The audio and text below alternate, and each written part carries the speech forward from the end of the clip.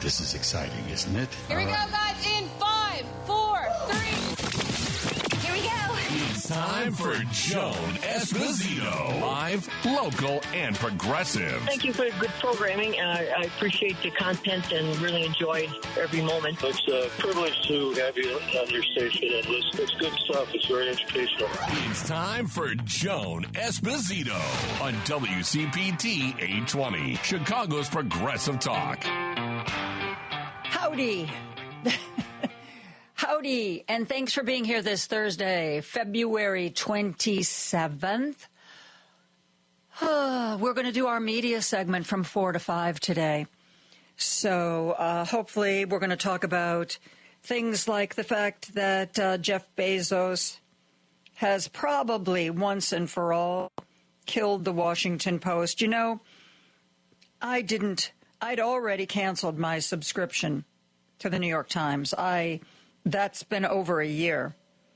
I thought that they didn't understand the moment we were in, and they were bending over backwards, not only to be fair to Trump, but also to make Trump seem reasonable and normal when he wasn't.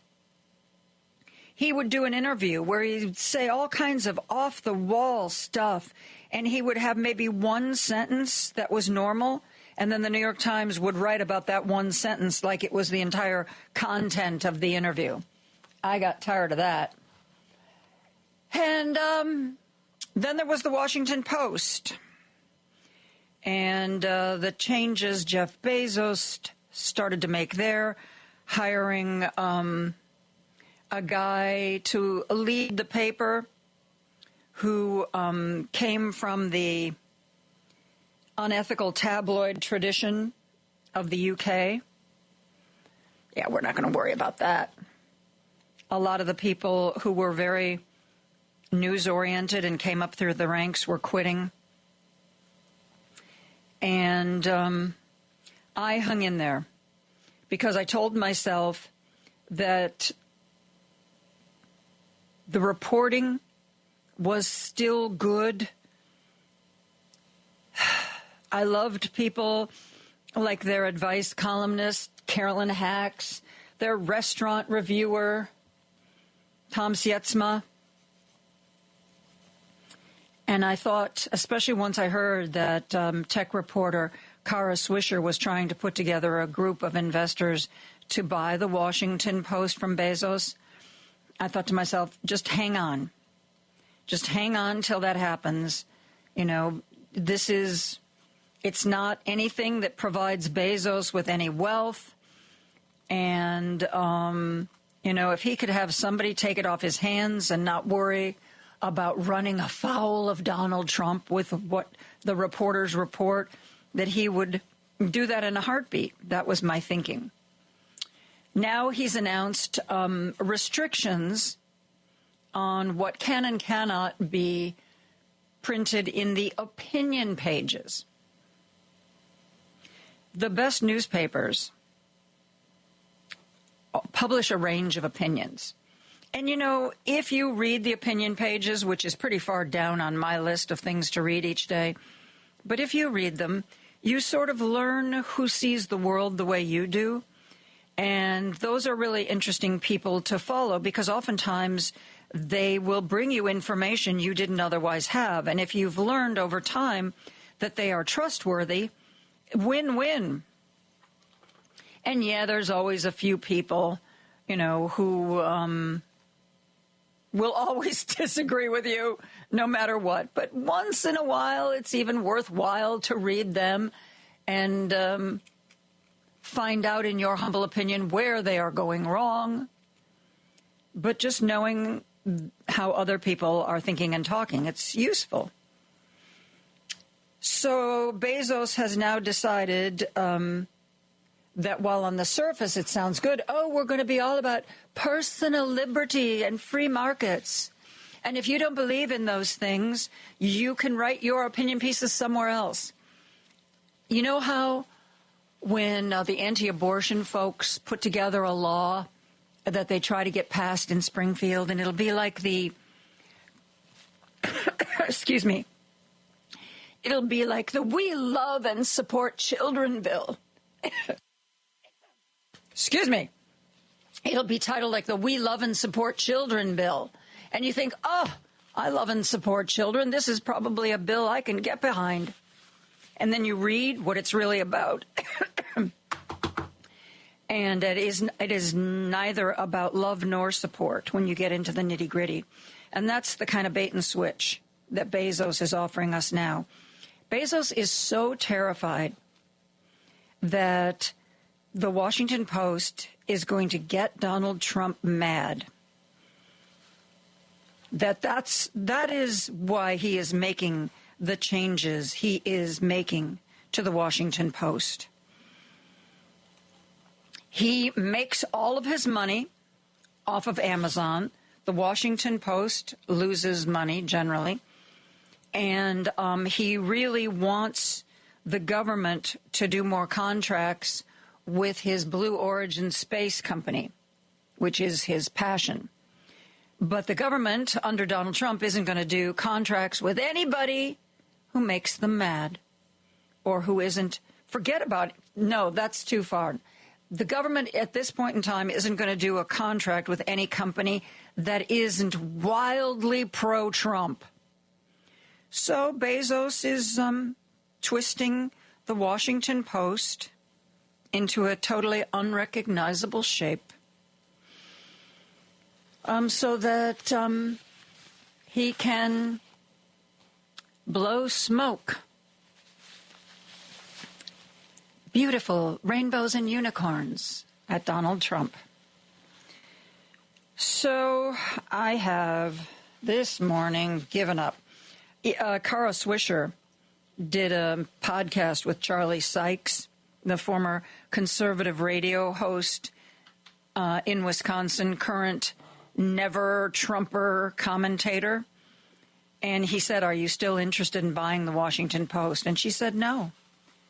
No, Bezos has made, she believes that Bezos has made too many changes that have done too much damage, that it's not salvageable. So this morning, I canceled my subscription to the Washington Post. And you know how tomorrow is the don't buy anything, hit them in their profits day, economic blackout.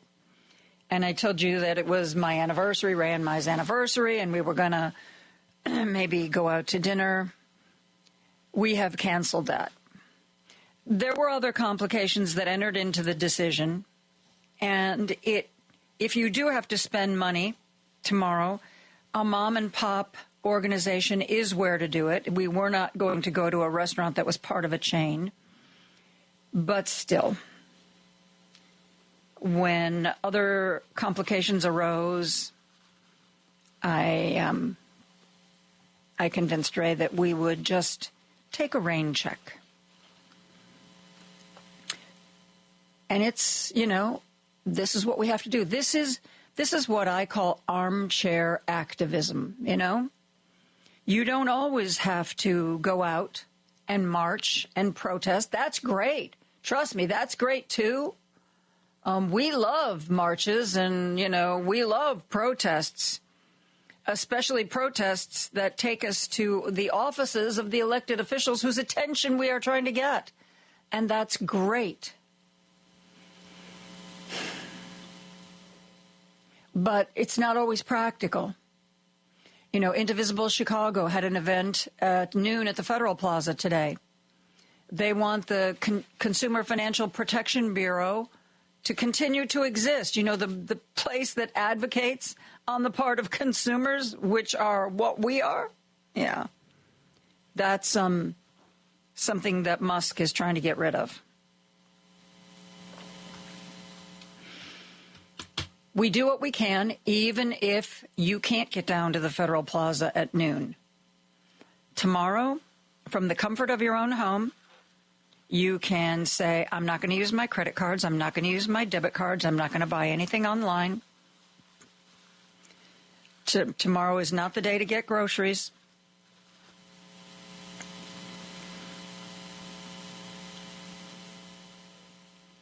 You do what you can. Everybody can do something. And nobody expects you to do everything. You do what you can when you can do it. A little bit of good news, a little bit of bad news to share today. It looks like when Trump took office and was trying to shove through Bobby Kennedy Jr. as head of Health and Human Services, some people said, well, forget about COVID shots. There probably won't even be a flu shot available next year. If you heard someone say that, then get in touch with them today and tell them that they must be very good at seeing the future. Every March, there's a meeting held, sponsored by the Food and Drug Administration, where virologists, epidemiologists, they come together and they figure out which are the flu strains that are circulating in other parts of the world and likely to come our way. Generally we look to places like Australia, places that have the opposite seasons of us. We look to places like Australia. What are the strains of flu they are dealing with? Perhaps those are the strains of flu that will be coming our way in the fall. Because, these vaccines don't come together overnight. There's tons of different flu strains. And while they don't always guess perfectly right, by looking at what's happening around the world and the epidemiology and the data, they can say, well, it looks like this year's flu shot ought to contain these 4 strains or these 3 strains. But that meeting has been canceled.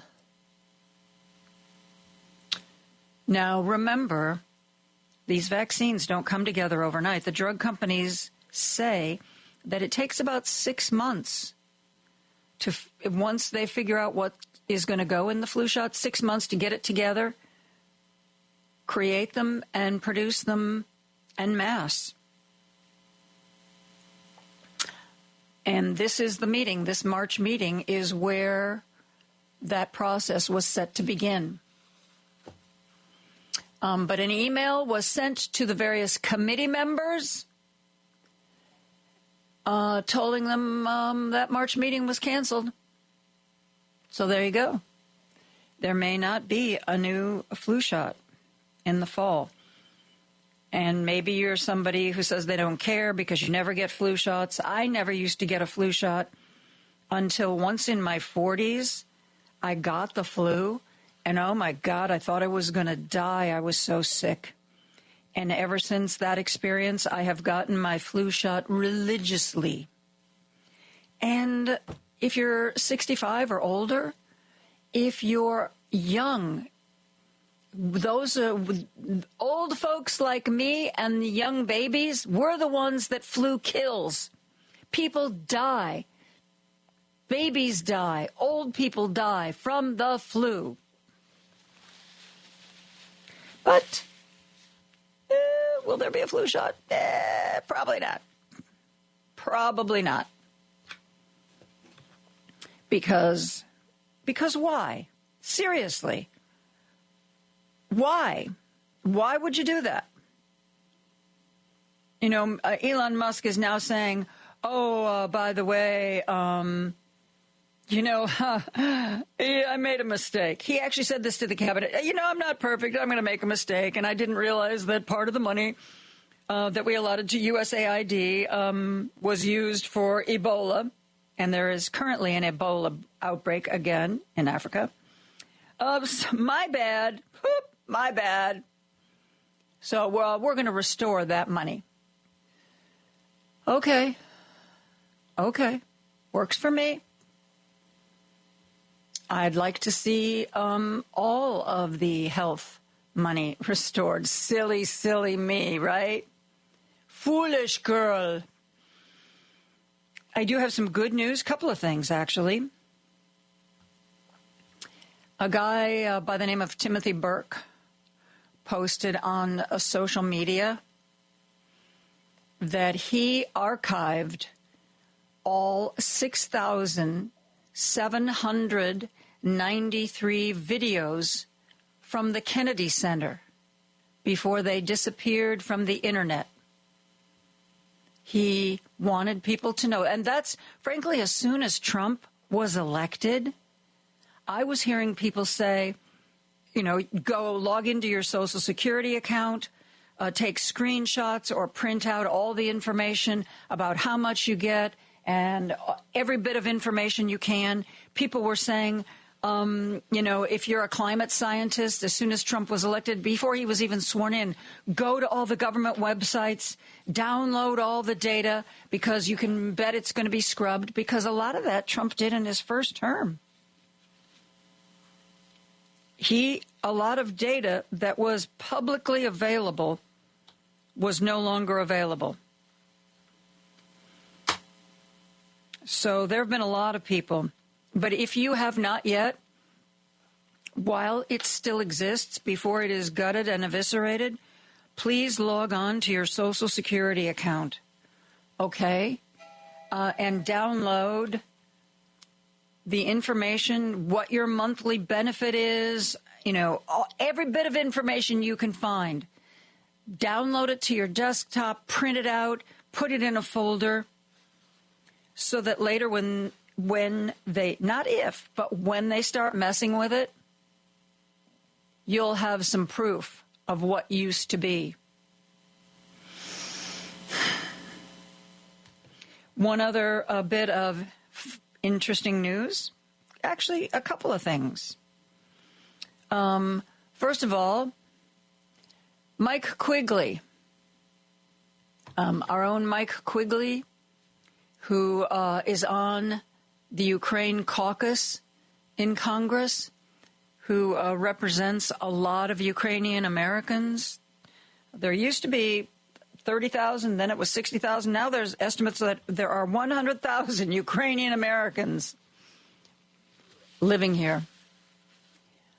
He is reviving legislation that he had introduced previously to rename a section of the street near the Russian ambassador to the United States' residence, where the Russian ambassador to the United States lives.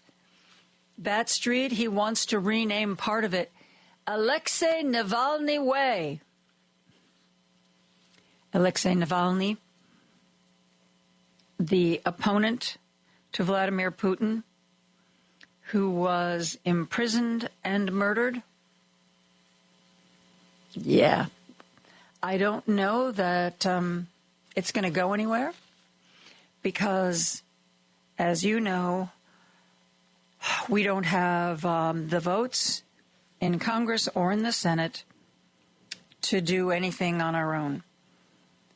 In the Congress, we would need, depending upon how many are there on a given day, let's just ballpark it as 3 Republicans.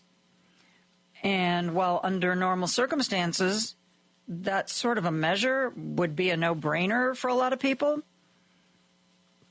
now that we are siding with Vladimir Putin, now that we have taken his side on a lot of matters, I don't think you're going to find any Republicans to vote for that. But that doesn't mean that it shouldn't be written up and put out there. Sometimes you have to do something that you know is right, even when you know you are going to fail. There's a famous quote that I don't have memorized from To Kill a Mockingbird. Atticus Finch defends a young black man who's been accused of sexual assault. And everybody knows that, whether he did it or not, he's going to be found guilty. And Atticus Finch says something about that's what courage is. Courage is doing something that you believe to be right, even when you know it is a losing cause. And this is the kind of stuff that Republicans do all the time. File outrageous bills, get media attention, And I hope that there is some media attention for this. And I congratulate Congressman Quigley. Before I start taking calls and reading your text, one more thing. I told you I canceled my Washington Post subscription because I've given up on it. I have a subscription to The Guardian, theguardian.com/US. The Guardian is a famous paper across the pond, as they say, but there is a U.S. version of The Guardian. And I've been subscribing to it for a while, and I've kind of been going back and forth to see if I can get the same good information from it that I've been getting from the Washington Post. And so far, it is yes. So when my Washington Post subscription runs out of money at the end of the month, I will be subscribing to The Guardian, as I am now. Again, it's theguardian.com/US. And remember, you don't have to even pay to get the news from the Sun-Times. They would appreciate it. They would appreciate it if you could donate something to the Sun-Times. But the way they are structured, you can get their reporting for free. I'm going to try to be very conscious of how I spend my money. But on the homepage of the Washington Post today is another one of those I voted for Trump and now I'm sorry I did kind of stories. I know. The kind of thing where I talk about, how's that working out for you? The story of a 24-year-old woman who didn't really want to vote for Trump because she really believed he was a sexual predator. And she didn't really want to vote for him. But, you know, when he was campaigning, he promised that he would make in vitro fertilization free. Remember that? When he got into trouble and then he started to say, what, he was the father of IVF or something? She and her husband were having trouble conceiving. And she thought, I don't want to vote for this guy. I think he's a sexual predator. But free IVF, I could really use that. So she voted for Donald Trump. She's now out of work because she worked for the Park Service. So not only did she not get her free IVF, she now doesn't have a job. She's unemployed. How many stories are we going to hear? And I'm thinking to myself, okay, you knew that he lied when it came to his sexual history. You were utterly convinced that he was lying about that. But when this other thing, you're like, okay, well, he's lying about that, but he's not lying about this. He made a promise. God help us. Oh, makes your head hurt, doesn't it?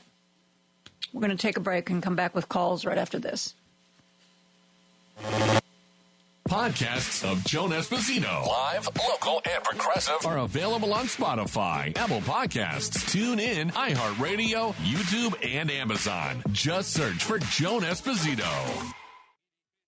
The Big Picture with Edwin Eisendrath, Saturdays at 1 p.m. Count me among the Americans that want to see change. Now, of course, the change I was looking for would have put Kamala Harris in the White House. Americans voted for change.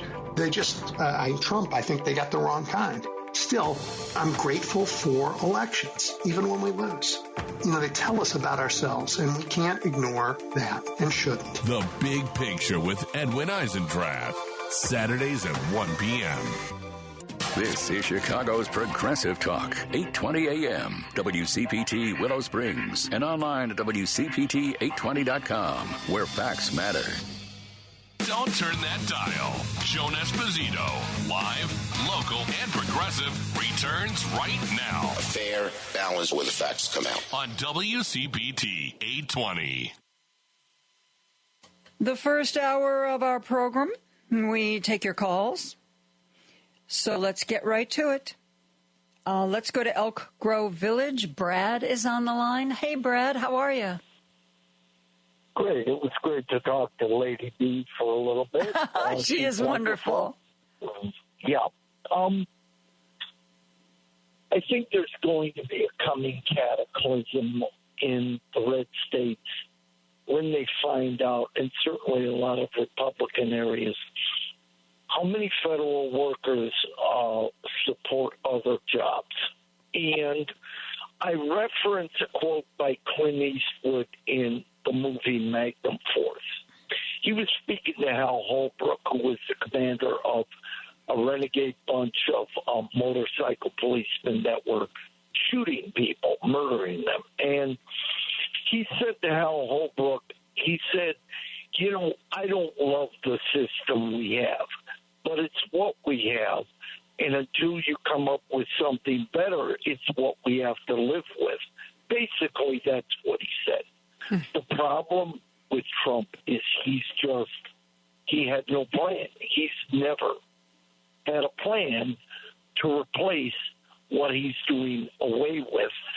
And one of the unintended consequences of his arrogance rendering him stupid is trying to say NATO was formed to take advantage of America when America was the driving force behind the formation of NATO in San Francisco in 1945.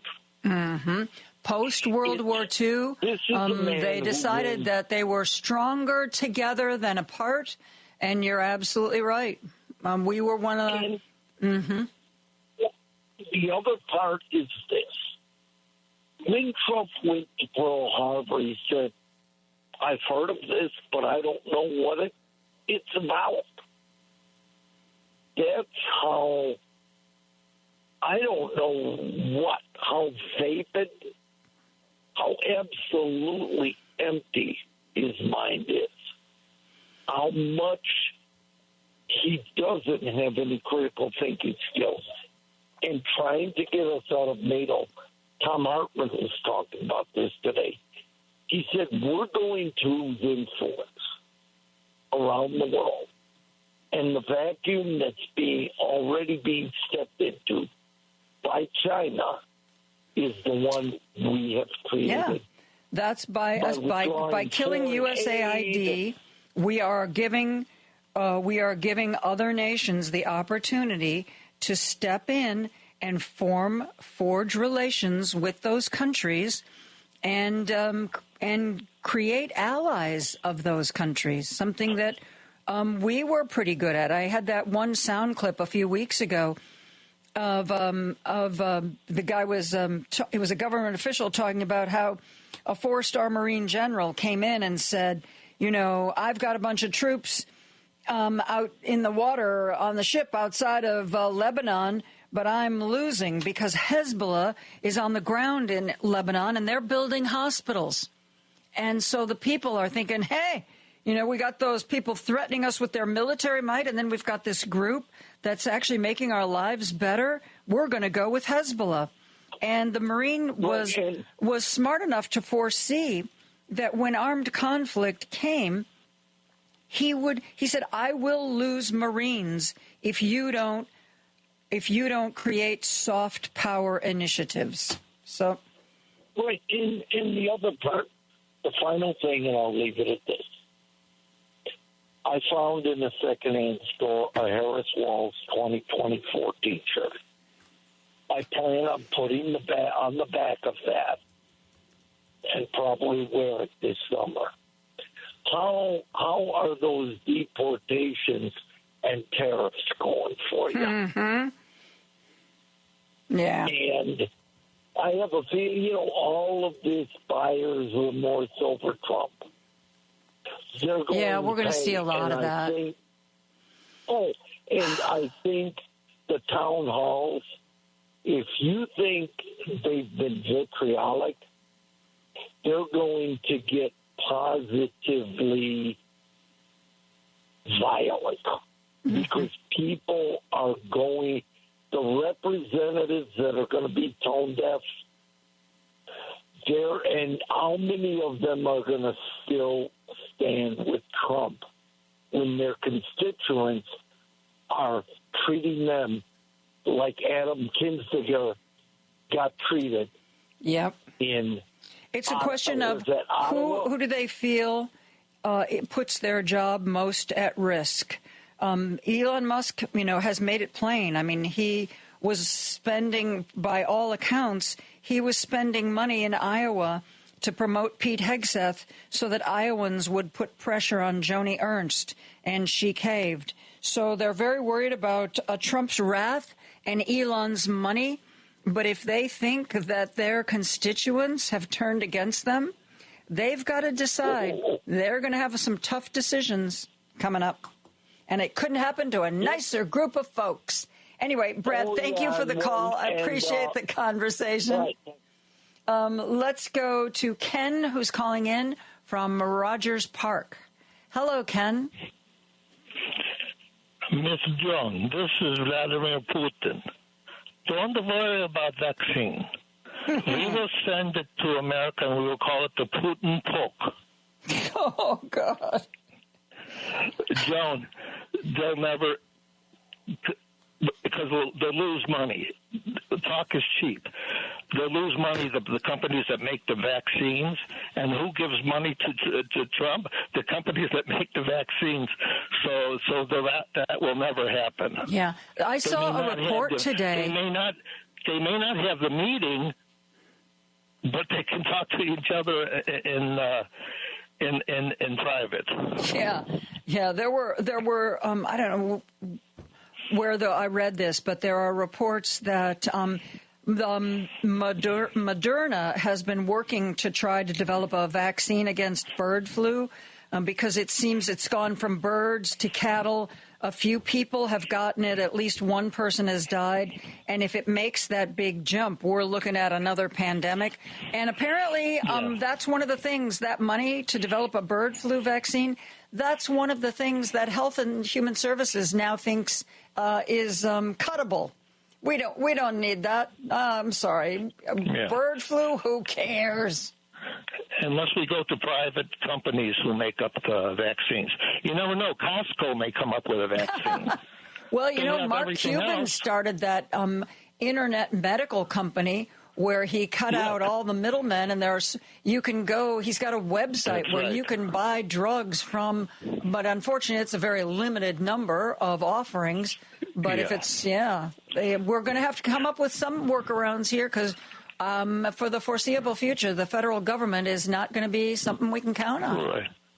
Joan, can I ask you one thing? Sure. My mom said this while she was alive. Did your mom and dad own Dino's Bar at Clark and Devon? No, my family is in Ohio. And okay. I talked about listening to you on the radio. She goes, I think her parents owned Dino's Bar at Clark and Devon in Rogers Park. Well, I have to tell you, Esposito is, I always describe it, it's the Italian version of Smith. We are everywhere. Espositos are a plague on the land. Oh, my God. Okay, well, thank you, baby cakes. Don't worry about vaccine. Thank you, Ken. Let's go back to the phone lines. Our good friend Jim is on the line from Chicago. Are you having a great day? Are you having the best day ever, Jim? Joan, this is so difficult to put your mind somewhere else besides this because when you consider it, the reality of it, it's almost impossible to take. So how you divorce yourself from it is almost impossible, Joan. But think of the ages of the dictators of the 20th century. They were all young men. And Trump is almost 80. Yep. And he's attempting this dictatorship in the United States and exporting it in some places. But I think that one thing, the enormous amount of money behind this idea, I don't think in history, I don't think in history of the planet, I don't think anybody's had enough money to export it the way they're doing it, and then they've got the internet on top of it. And what gets me is how I don't know how they can go along with it. I don't know how people can go along with it. But apparently they have appetite for a dictator. Anyway, I don't know what I'm going to do. I mean, as they got... I told you, Jim, I mentioned that story of that young woman who voted for Trump even though she really wasn't feeling good about him because she thought she'd get free IVF. And in that article, it says everybody in her family voted for Trump. And she said, my grandmother told me just last week what a great job he's doing. So I don't know what that is. I really don't know. People truly don't understand our government. And frankly, I trace it back. I'm sure it goes back further. But do you remember how Ronald Reagan used to say that the scariest thing you could hear somebody say is, I'm from the government and I'm here to help? This idea that government was this like mysterious black hole that just sucked up our money and didn't do anything for us. Well, we're going to learn the hard way what government does. But Reagan was a Democrat to start with, Joan, and he was a union guy, and it just to get to enhance his life and career, he became a Republican. But think of what Trump's going to do with the Kennedy Center. Can you imagine the entertainment there? Anybody who's voted Democratic must go look up the records, and nobody will be allowed on stage who's ever voted Democrat. It'll be how America was great, and Trump in his imagination, what's left of it. Yeah. He'll have to come up with a play that demonstrates to the public, his fans, his 75 million fans, oh, this is what America was like, and this is what it's going to be like if you stick with me. But he is almost 80 years old, Joe. I mean, let's face it. I don't think can they wheel another dictator out there? Probably massaging somebody to beat a dictator after him, after he kicks the bucket. But we'll have to just hold on to our hats. I wish we had a poetry on modern poetry or something, Joan, because anything to take my mind off. Anything to take my mind off politics. You're right. I used to do, at least occasionally, some segments that weren't political. We would talk about food, or we would talk about poetry, or we would talk about the arts or entertainments. I think I'm going to have to figure out a way to work that in again, because the political news generally ain't great, and I don't see it becoming great in the very near future. And you're absolutely right. We need to remember that there are things about this life that we still love. Thanks, Joe. Thank you much. Thank you, Jim. Bye, Joe. We are going to take a break, but real quick, I want to share. I got this text. Joan, we were out for lunch today, and we heard another customer tell his waitress that Gene Hackman and his wife died because of the COVID shots. As you know from listening to the news at the top of the hour, Gene Hackman, his wife, and their dog were all found dead in their Santa Fe home. And so does this person think that the dog got the shot too? Yeah, COVID shots. God help us. God help us from people who don't bother really learning anything. You hear something and it sounds right, so it must be right. Maybe we have the president we deserve. Let's take a break. We'll be back after this. There's no excuse to miss Joan Esposito. It's number one on my stereo. Live, local, and progressive. You can listen to her daily at WCPT820.com on your computer or phone. Alexa, play WCPT. WCPT from TuneIn. Want to join the conversation? I'm going to say exactly what I think here. Got something to say? Everyone needs to hear what I got to say. Call Joan now at 773-763-9278 and join the conversation. Joan Esposito. Live, local, and progressive on Chicago's Progressive Talk. WCPT 820. The effort to rename the street outside the Russian ambassador's residence, Alexei Navalny Drive, the guy who archived more than 7,000 videos from the Kennedy Center site before they could be deleted. Good news stories of the day. But as I said, overall, I work really hard to find something positive for us to hang on to. But kids, things are going to be bad. At least until the midterm elections, things are going to be bad. And I'm not the only one who sees it that way. Claire McCaskill, the former senator who now is a commentator on MSNBC, she was talking about what she sees. She was talking to Nicole Wallace. They were talking about the budget negotiations. This is from yesterday, and Claire McCaskill does not see a bright and rosy rainbow-filled future, at least not for the near term. Listen to Claire McCaskill. We've got a real train wreck coming, Nicole.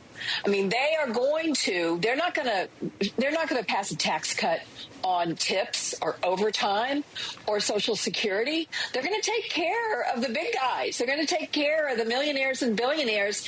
And to do it, they're going to have to cut rural people on Medicaid, children's health care. They're going to have to make rural hospitals go out of business. They're going to have to do something with food stamps. They're going to hurt the very voters that, frankly, is the strongest part of Donald Trump's base. The people who make less than $50,000 a year. I mean, he won the bottom third of our country in terms of economic wealth.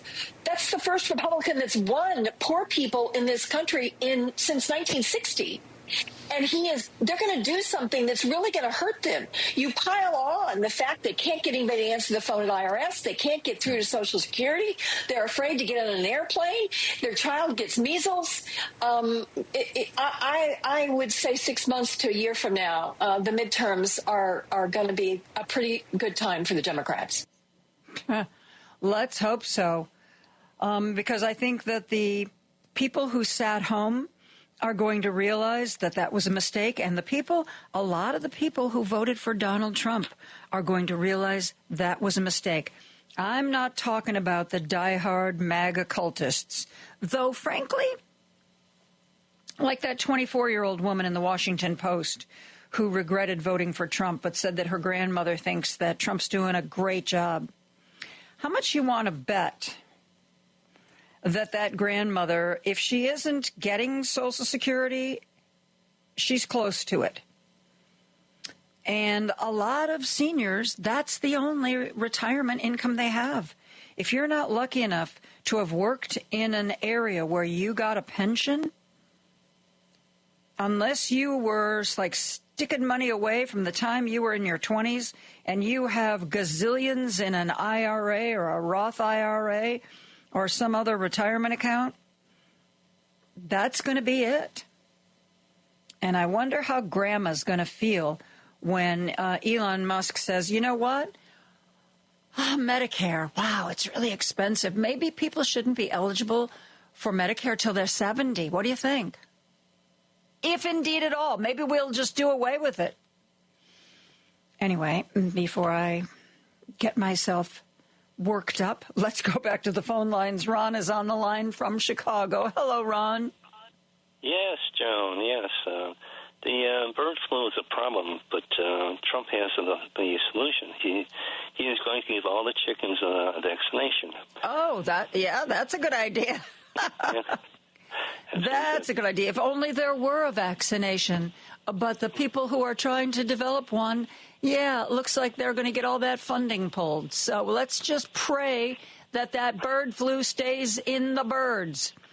Though I did read, because of bird flu and the decimation of flocks, that Donald Trump was going to put together some sort of government bailout. I don't know if it's for the farmers or if it's just some way to subsidize eggs. But, when there aren't any eggs, it doesn't matter. You can subsidize them till a dozen of eggs is $1.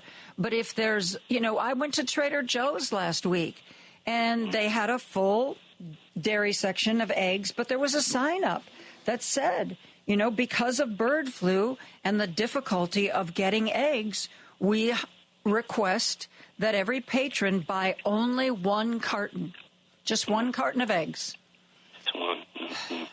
And they weren't even like, I've heard some places they're $8 a carton.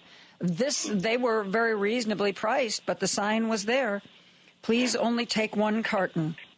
Yeah, I heard $10 right now, but who knows? It depends on where you buy them, yeah. If you don't have any chickens, you don't have any eggs. See how that works, Ron? I am a scientist. I didn't know that. And last year, Trump was giving all the speeches about he's going to make tips rather non-taxable, but doesn't look like that's going to happen. I heard that's not going to happen. That was another big promise. We're not going to take any tax on your tips, and we're going to have free in vitro fertilization and anything else I have to say to get your vote, because I don't care what's true and what's not. So whatever crowd I'm speaking to, whatever motivates them, then that's what I'll say. And see, that's what bothers me about this whole, he said he would make IVF free. Now, she's 24. So, she would have been, 16 when Trump was in office the first time? So maybe I will give her a pass. But if you were alive and you were an adult when Donald Trump was in the White House the first time, and you believed the things that he said, thank you, Heritage Foundation, for putting together Project 2025. I don't know who wrote it. I don't even know what it is. I've never heard of it. What is it? Come on. He doesn't even try to be clever with his lies. Yeah, I never saw a copy of it. Yeah. Yeah. Yeah, and also the Canada, and then we're going to have the tariffs starting next week, and Canada is going to start a tariff. They're going to put a tariff of 100% of any Tesla cars that come into Canada for sale. Oh, that's just great. That's just, when I was with the union folks on Monday morning, I interviewed a couple of UAW members, Ron, and maybe you know this, maybe everybody knows this but me, but when you buy a car, when you own a car, the first number in your VIN apparently reflects where the car was made. I didn't know that. And if it's a 1, a 4, or a 5, it was made in the United States. If it's a 2, it's most likely made in Canada. And if it's a 3, it could come from anywhere. As the union guy said, when you're looking to buy a new car and you look at the VIN and it starts with a 3, they said, if it's a 3, let it be. Don't buy that car. I didn't know that. Did you know that? This is like a best kept secret. No, I never heard that one. And as I've discussed before, I am trying to get rid of my Tesla. Not that I have the S, and a lot of the Teslas are not very good cars.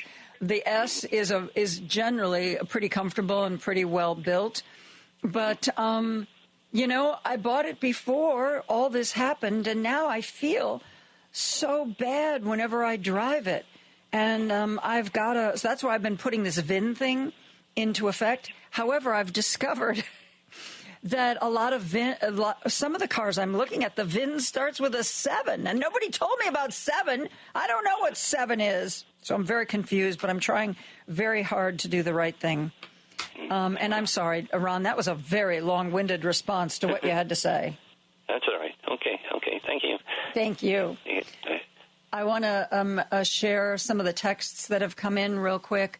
Hi, Joan. Costco didn't have any eggs when I went a few days ago. Hi, Joan. I'm Nana Jean, grandmother of 4. This grandmother is a proud progressive Democrat, and I am fighting all I can against this rogue, stinking, lying administration. I hear you, Nana. Hi, Joan. I heard you say we got the president we deserved. This troubles me, using the term we. I didn't vote for the mango menace, and I will only refer to supporters of that fool as they. Just food for thought. Yeah, and you know what really upsets me? There are lots of people, when it comes to Trump, who drink the Kool-Aid. There are lots of people who came out and door-knocked and voted for Kamala Harris. But what about those millions of registered Democratic voters who decided that they would sit this one out? Because that's part of we, too, if we consider ourselves part of the Democratic family. Those are the ones that give me pause. We're going to take a break for the news. We are going to come back and deep dive into politics right after this. You're the only voice of reason on the radio. You give me hope. Having listened to you every day. Thank you for your clear insight. Always felt a little bit smarter. I listen to you every single day. I keep coming back to this station, and thank you for what you do. On WCPT 820, Chicago's Progressive Talk. Chicago's Progressive Talk. WCPT 820, where facts matter. Time for Joan Esposito. Live, local, and progressive. Joan, as always, exceptional work from you from, your TV days all the way up to today. You're truly exceptional, and thanks for this great show you have. It's time for Joan Esposito on WCPT 820, Chicago's Progressive Talk. And Joan Esposito and Chris Lehman, D.C. Bureau Chief for The Nation. Also, I didn't realize this, also author of The Money Cult, Capitalism, Christianity, and the Unmaking of the American Dream. Chris, welcome back. Hi, Joan. Always a pleasure, even in these times. It is nice to talk to people. I really appreciate that my job offers me that opportunity. What do you think, Chris? If Kamala had won, what would we be talking about? Would we be talking about like, hey, Chris, have you seen any good movies? What's your favorite restaurant, Chris? Right. We could be talking about the Oscars, I guess, this week. And I was just telling the audience at the top of the show, I was one of those people. I do subscribe and more to not the legacy media outlets. I just this morning canceled my Washington Post subscription after this latest Bezos nonsense. But I'm really worried about the District of Columbia. First of all, I will tell you my true fear. I believe that unless something changes, I think Donald Trump is going to lead us not just into a recession, but potentially an all-out depression in this country. That's my big fear. But I see in D.C., I mean, I like to read the Restaurant Critic. He does a live chat every Wednesday, and so many people now are writing in, Chris, well, we love your columns. We currently don't have any budget to eat out because we're saving money because we're pretty sure we're going to lose our jobs. And that's what people don't think about. People who think that somehow Donald Trump is bringing efficiency to the federal government. A, they couldn't be more wrong about that. But B, there's going to be this domino effect. The people who are out of work aren't going to be spending money. They're not going to be going to Target. They're not going to be eating out at their local restaurant. There's going to be this huge domino effect. They're not going to be buying new houses.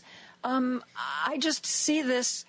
So many things are so interconnected that I'm really afraid that what is going on in D.C. right now is going to have repercussions throughout the country.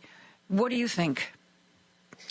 Oh, absolutely. I mean, again, just confining ourselves to Washington for the moment, the average home price in D.C. has plummeted, I think, about $140,000, and that's because the market is flooded with, people who weren't expecting to lose their jobs are suddenly, thinking, well, I guess I have to liquidate, my major asset. And yeah, as far as the ripple effect goes, shutting down the Consumer Financial Protection Bureau is a body blow. to ordinary Americans, struggling to get by and, who still have their jobs but are being ripped off systematically by banks and corporate interests. The CFPB. I've talked about that, but would you explain for our audience what that bureau does and why it's important?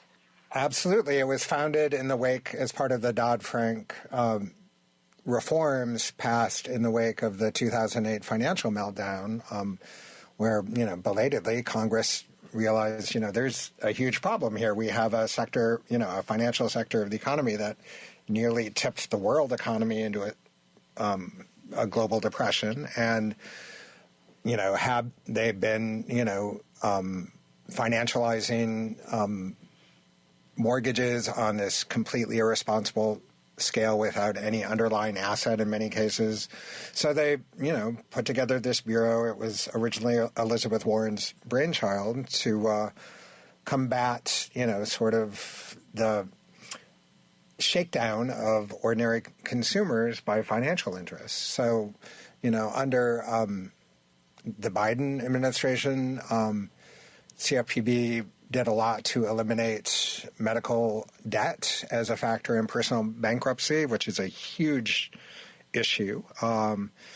They got rid of a lot of overdraft fees for both banks and credit cards.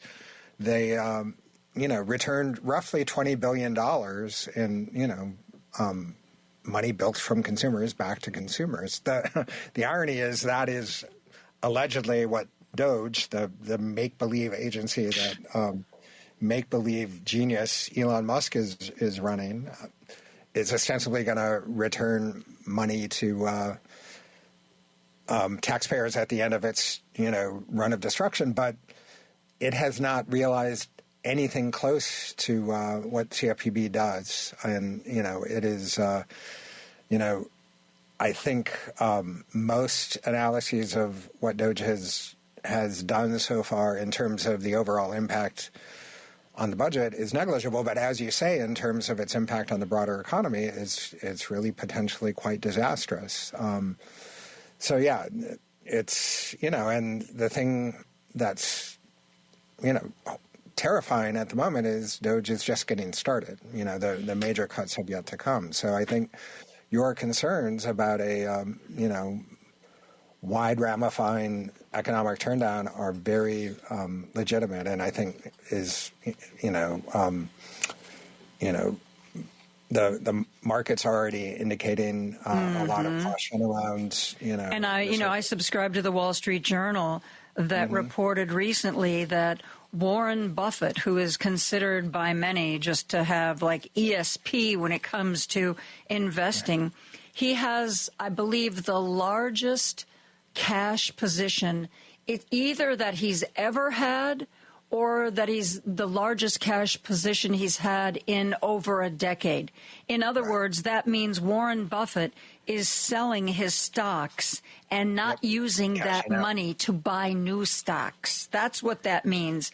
And generally people who have a feel for the market do that when they think the market is going to do very, very badly. Yep. No, I mean, I think there had been indications of a financial bubble, prior to Trump's administration, but everything that Trump is doing, from the tariff regime to the sort of reckless attack on the public sector, it all points in a very distressing direction. Absolutely. Yeah. I'm talking to Chris Lehman, who's the D.C. bureau chief for The Nation. When we come back, Chris, thank you for that explainer on the Consumer Financial Protection Bureau. When we come back, I want an explainer on everything you know about Doge. Chris and I will be right back after this. Take Joan Esposito, live, local, and progressive, with you on the go by using the TuneIn app on your phone. Just search for WCPT 820. Chew's Views with Richard Chew. Fear everything and run, or face everything and rise. And I said it's just two different ways of creating an acronym for the letters of the word fear. One choice is to fear everything and run, or face everything and rise. And I think that right now, we as progressive liberal Democrats have the opportunity, like no other, to face everything and rise. Richard Chew, weekday mornings at 6 on WCPT 820. Because facts matter. You're listening to WCPT 820. Joan Esposito, live, local, and progressive on WCPT 820. Chris Lehman is the D.C. bureau chief for The Nation, and one of the articles he posted this February is, Doge is a massive scam, even on its own terms. So, Chris Lehman, explain to us what Doge is, because my understanding is it's kind of been created out of whole cloth here. Yeah, there's no, it's not a traditional cabinet-level post in the White House. It's not an agency that was like the CFPB or USAID, created by a statute in Congress. It is something that was thrown together in the aftermath of Trump's election win, basically in my view, as a sop to the largest political donor of all time, Elon Musk. And, the brief is to identify, inefficiencies in government and rectify them. It has done appallingly little of that work. What it has done instead is to traffic in totally made up, it sort of began with this bogus claim that USAID was spending $50 million on condoms in Gaza, whereas it was actually the budget item in question was for AIDS treatment and relief in part of Mozambique that is also called Gaza. They're clearly somebody who took their time to learn before they made those cuts. What's going on? Nobody's reading the fine print. Nobody's even reading the big print. No, they are. Elon Musk has this, sort of horde of 20-something coders who are just going from government agency to government agency. That one of the first things they did was to compromise all this sensitive personal information at the Department of the Treasury. They declared war on the Consumer Financial Protection Bureau, which we were discussing earlier. They're now plotting to close roughly half of to get rid of roughly half of the workforce in the Social Security Administration. They're just, sort of firing blindly with data they aren't able to make sense of or interpret because they're just hoovering it up, completely bereft of any context for what they're analyzing. So they are, getting rid of critical, there are now $500 million in international food shipments rotting in warehouses because, under Doge's counsel, Donald Trump has essentially killed off USAID. And you'd think even if they were really interested in efficiency, fine. For some reason you think this agency should be killed off, at least ship the food you've already bought. That's like this, right. the notice that came out that they were going to destroy 11 million COVID testing kits because COVID tests aren't going to be free from the government anymore. Yeah, and, God knows what's going to happen to other vaccines under, that's a whole other issue. But, Doge is not, doing the basic, analytical work to do any kind of audit. And the irony, of course, is that it's sort of, to the extent that it has a coherent mission, it is entirely duplicative of inspectors general who are, mandated by Congress and report to Congress regularly. And Trump fired 18 inspectors general in his first month of office to make way for these clowns. And the inspectors general are the ones that do work that you would think would be considered very Doge-like, looking for improprieties, looking for inappropriate spending. But no. No, and, what's also noteworthy is that Elon Musk is making out like a bandit, in a very corrupt fashion while he's at the head of this agency. It's just reported today that the Federal Aviation Administration is now under pressure from the Trump administration, essentially going to terminate a long-term, very expensive contract with Verizon and give it to Starlink, which is Elon Musk's company. Something very similar happened at the Department of Defense, where a former Biden administration deal to buy a handful of Cybertrucks bloated into a $400 million contract. It is, this is... I don't know how much more brazen corruption can be. This is a man who is slashing away at basic government functions to enrich himself. If he were in any sense appointed, he should be impeached. He certainly should be sued. And there is a civil action that Jamie Raskin and other congressional or constitutional lawyers are pursuant to a 1986 computer hacking law. That's a class action saying that Musk inflicted a grave harm on you and me and ordinary Americans by compromising their data. So there are, the problem, of course, is this is also the richest man in the world. So you have to come up with a financial penalty that will mean something to him in a civil action. Chris, if Elon Musk stepped away from Doge, would it collapse? I know Vivek's gone, so... It doesn't... I think it's already collapsed in terms of it performing any useful function. So I think something... the real function of Doge is propaganda. It is basically an agency that exists to... and that's why stuff like this bogus claim about... Gaza's, importance to the MAGA right, because it reinforces this mythology that has existed on the right, on the modern right, for at least a century in America, that, all government functions are by definition inefficient, corrupt, harmful in some, ill-defined way because they, are a curb on laissez-faire, free market self-determination. And it's always been a lie. There's no such thing as a free market. Even Adam Smith admitted as much. You need, basic, rules of the road. You need laws. You need, contracts enforced, all that stuff. And, what government has been doing over, the rise of modern capitalism has been to curb the serious and severe social costs of untrammeled free market capitalism. Now all those guardrails are being lifted away, and as I said, it's just the beginning. There's, they have the, they've comically, right now Elon Musk is trying to get back air traffic controllers because they fired, all gosh, of them. we need those. Oh my gosh.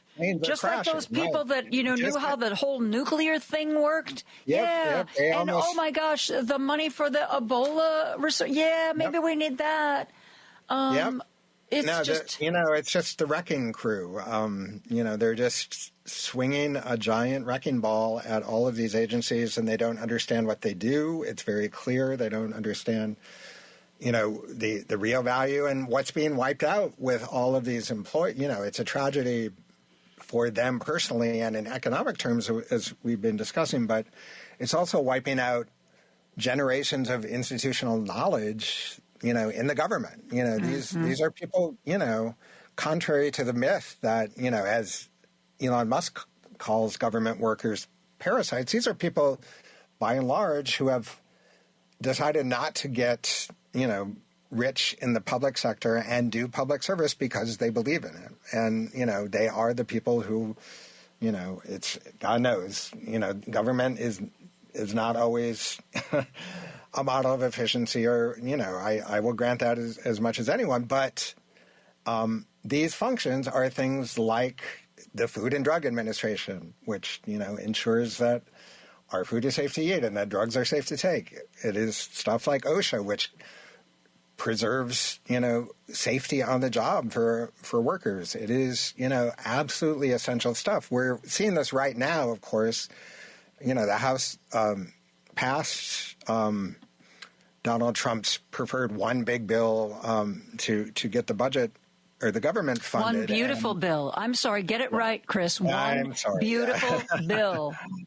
And, it demands basically $880 billion to come out of the Energy and Commerce Committee, which translated, Republicans are completely disingenuous about this, and they say there are no cuts to Medicaid specified in the resolution, which is technically true. But if you look at the numbers, there's nowhere else the cuts can come from if you if you have that target. And that, that is a real lifeline, and that is not a metaphor. It provides essential medical services to people who are locked out of our unbelievably, top-heavy and inefficient, private sector insurance system. So it's again, look at the big picture here. You have the richest man in the world basically dictating policy to a supine, Republican Party and a quisling Congress to literally, take essential services away from poor people so he can enrich himself. Well, part of the reason I was asking what would happen if Elon left is I don't even know how many billions he's got anymore, but I saw something yesterday that said that since people have become very disillusioned with him and people have stopped, at least in Europe, in vast numbers, they've stopped buying Teslas, that there was one estimate that since he started doing all this nonsense, that he's lost something like $52 billion of personal net worth. And I'm also thinking, if I'm sitting on the board of directors for Tesla and I see that this guy's behavior is affecting this company, I know that he has stacked his board. He has filled that board with people who love him and who are not going to thwart him. But at what point do you say, dude, you got to make a decision here because we're tanking, We are tanking. This company is going down the tubes. You got to rein it in.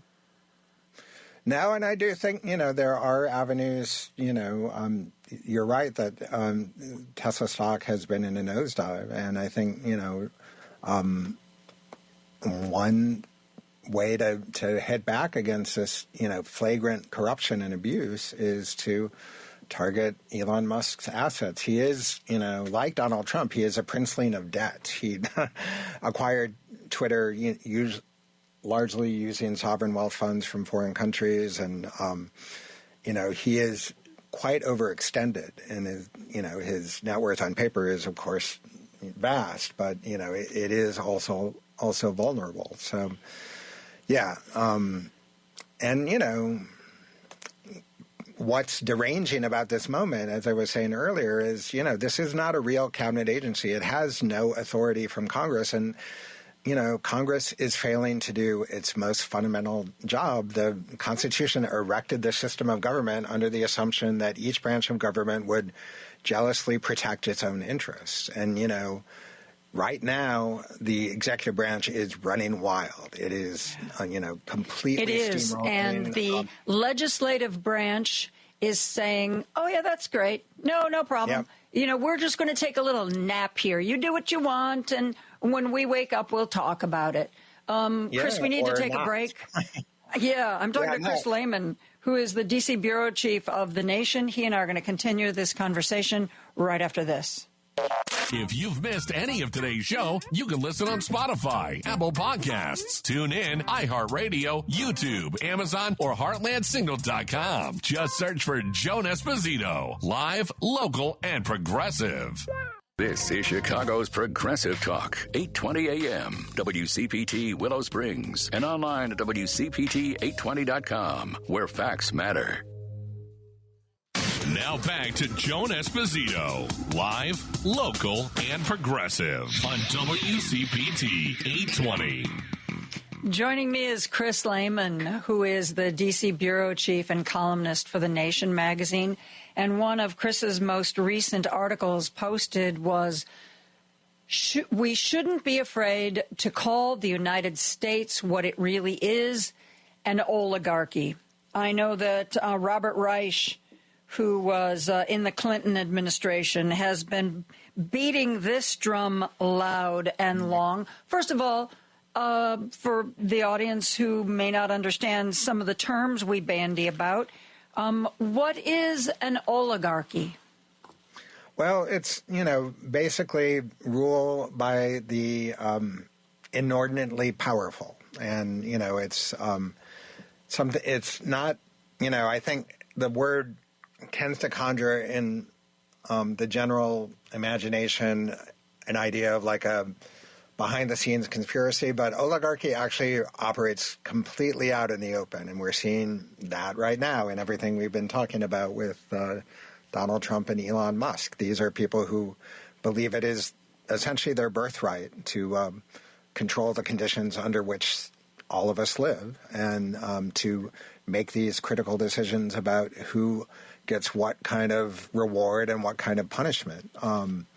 So, yeah, I think oligarchy is, and Bernie Sanders has also done a sweep through the Midwest, actually, in districts where there are vulnerable Republican incumbents in Congress to discuss how to fight oligarchy. And it is, I think an incredibly urgent question, given what we were discussing earlier, that, Congress is failing to do even the most basic aspects of its job. So, and I would just like to point out that I agree with what you've written. Whether we like it or not, we now have oligarchy. We just have a rule by the wealthiest for the wealthiest. But oligarchy does not preclude kakistocracy, which is ruled by the worst possible people you can find. I think we have both, but that's just me. True. We contain multitudes. Yes.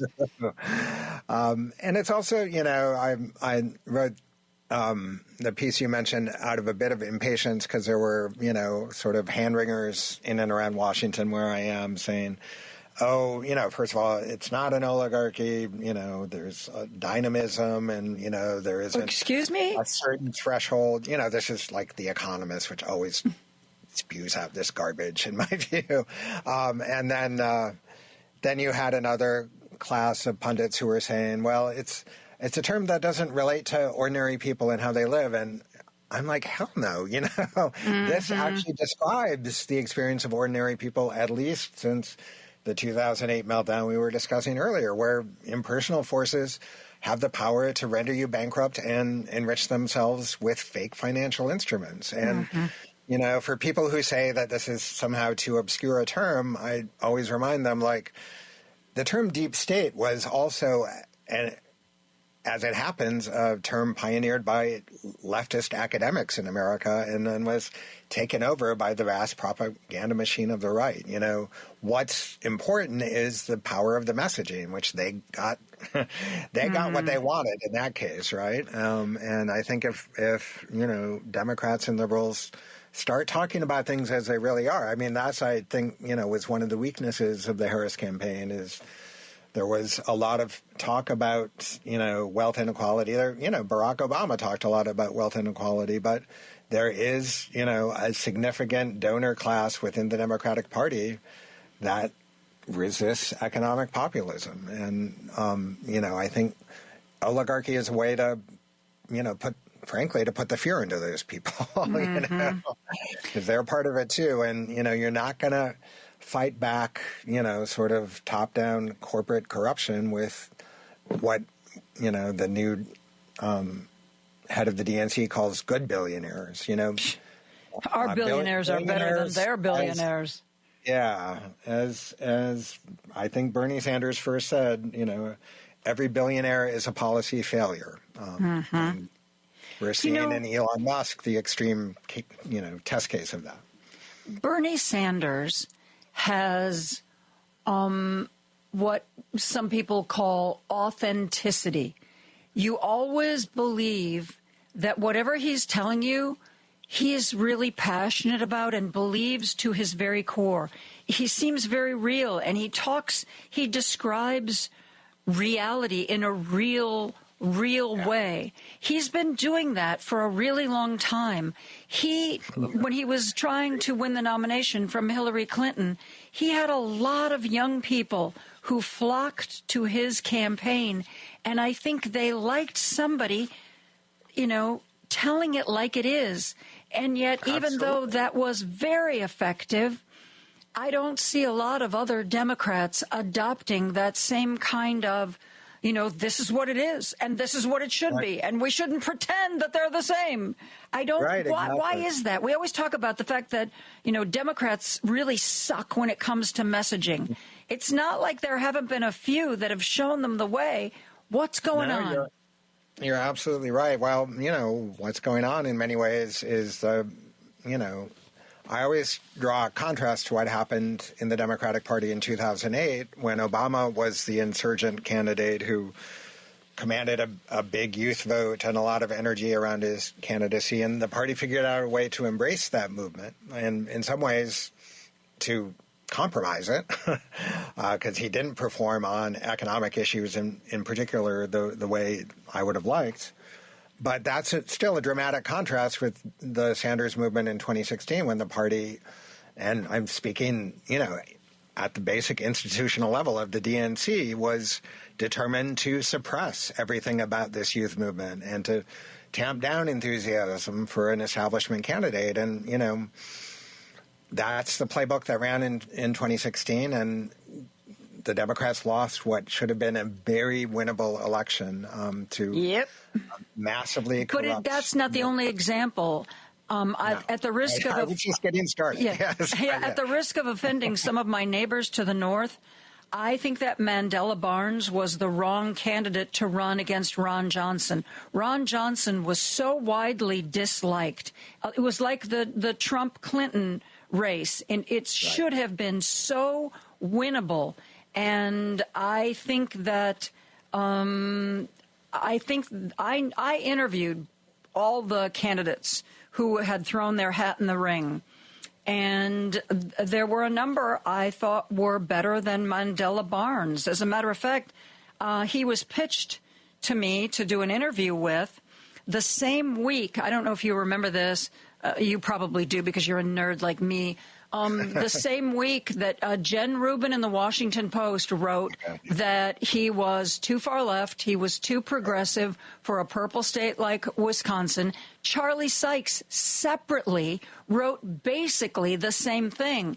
This should be a winnable race, but God help the Democrats. They've picked the one candidate who might not win it. And so this was like national news. So when I sat down with Mandela and I said, this thing was published in the Washington Post that said this. And he was like, oh, that's just her opinion. I said, well, actually, Charlie Sykes, I wasn't going to pile on. But when he tried to dismiss it, I was like, Charlie Sykes said the same thing. And to me, especially if you're at that level, Senate, Congress, President, you need to know what your weaknesses are, and the best politicians turn their weaknesses into strengths. He should have had a great answer ready. He should have loved the fact that I was giving him an opportunity to respond to his critics, and instead he was flustered, he was defensive, and he tried to just dismiss what had been written about him. And I thought to myself after that interview, oh boy, we're in trouble. We are in trouble. Yeah, and without specifying that particular race, I do think there are two forces I see on the Democrat side that are, now I think kind of emergencies. One is that, the party's sort of material base has always been, going back to FDR, has been The Democrats are the party of, common workers against, corrupt financial interests. And, it's votes versus money, to sort of put it in the most simple terms. And unions were a huge part of that. And over the past 40 years, Democrats very deliberately have played down. They wanted to become the party of business. They wanted big ticket donors from Silicon Valley and Wall Street.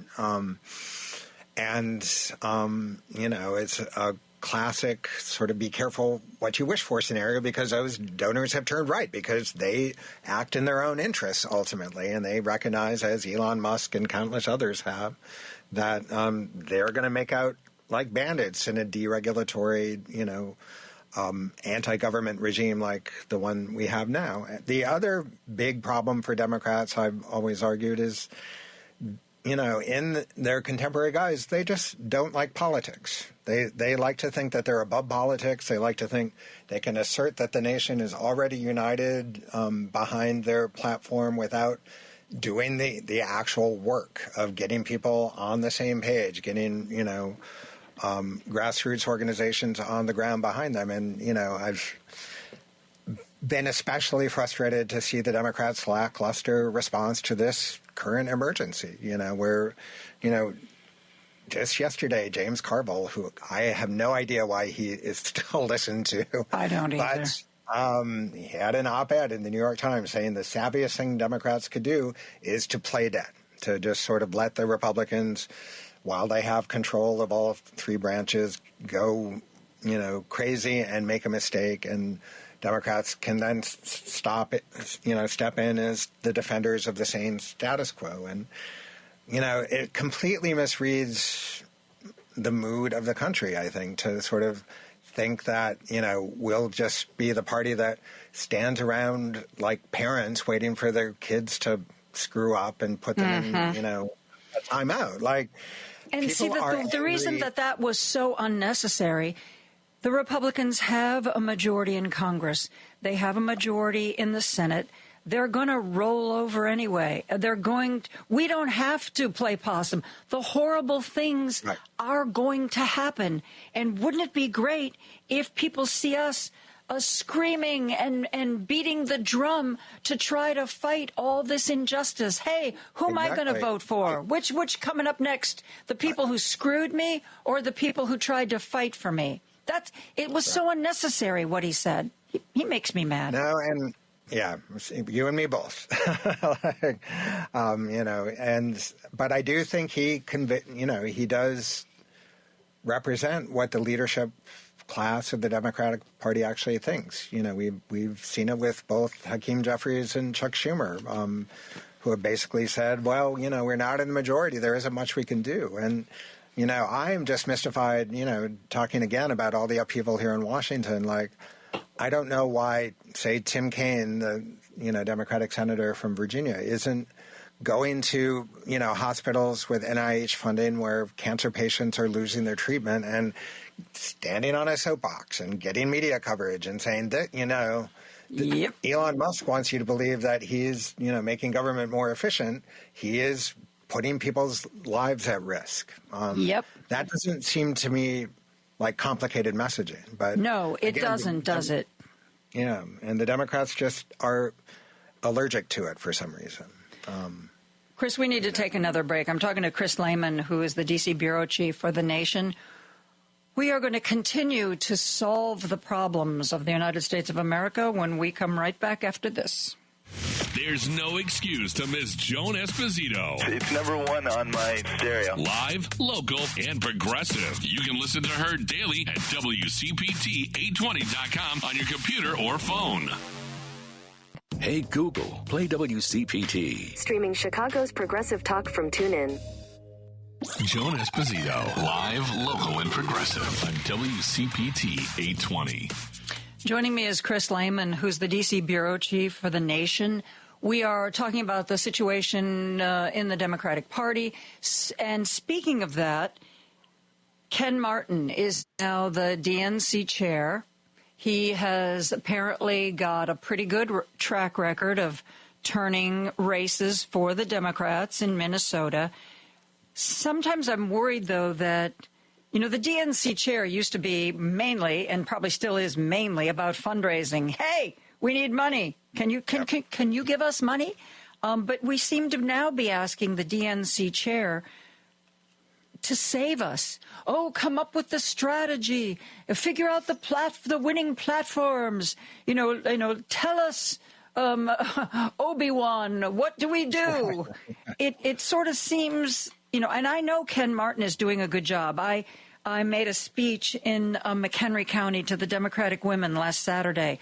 And one of the people there has been elected to a position on the DNC. And she said Ken Martin came to Northern Illinois in the last week or two and is basically right now kind of on a listening tour.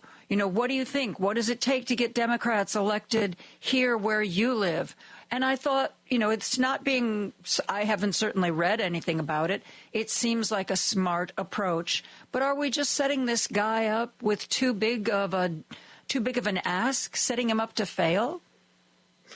Well, I think, you are right, sort of in structural terms, that it is, I don't think any DNC chair is going to be a savior figure any more than I think, Chuck Schumer or Hakeem Jeffries is going to be, is going to rescue us from this moment. I think the Democratic Party has a lot of serious work ahead of it.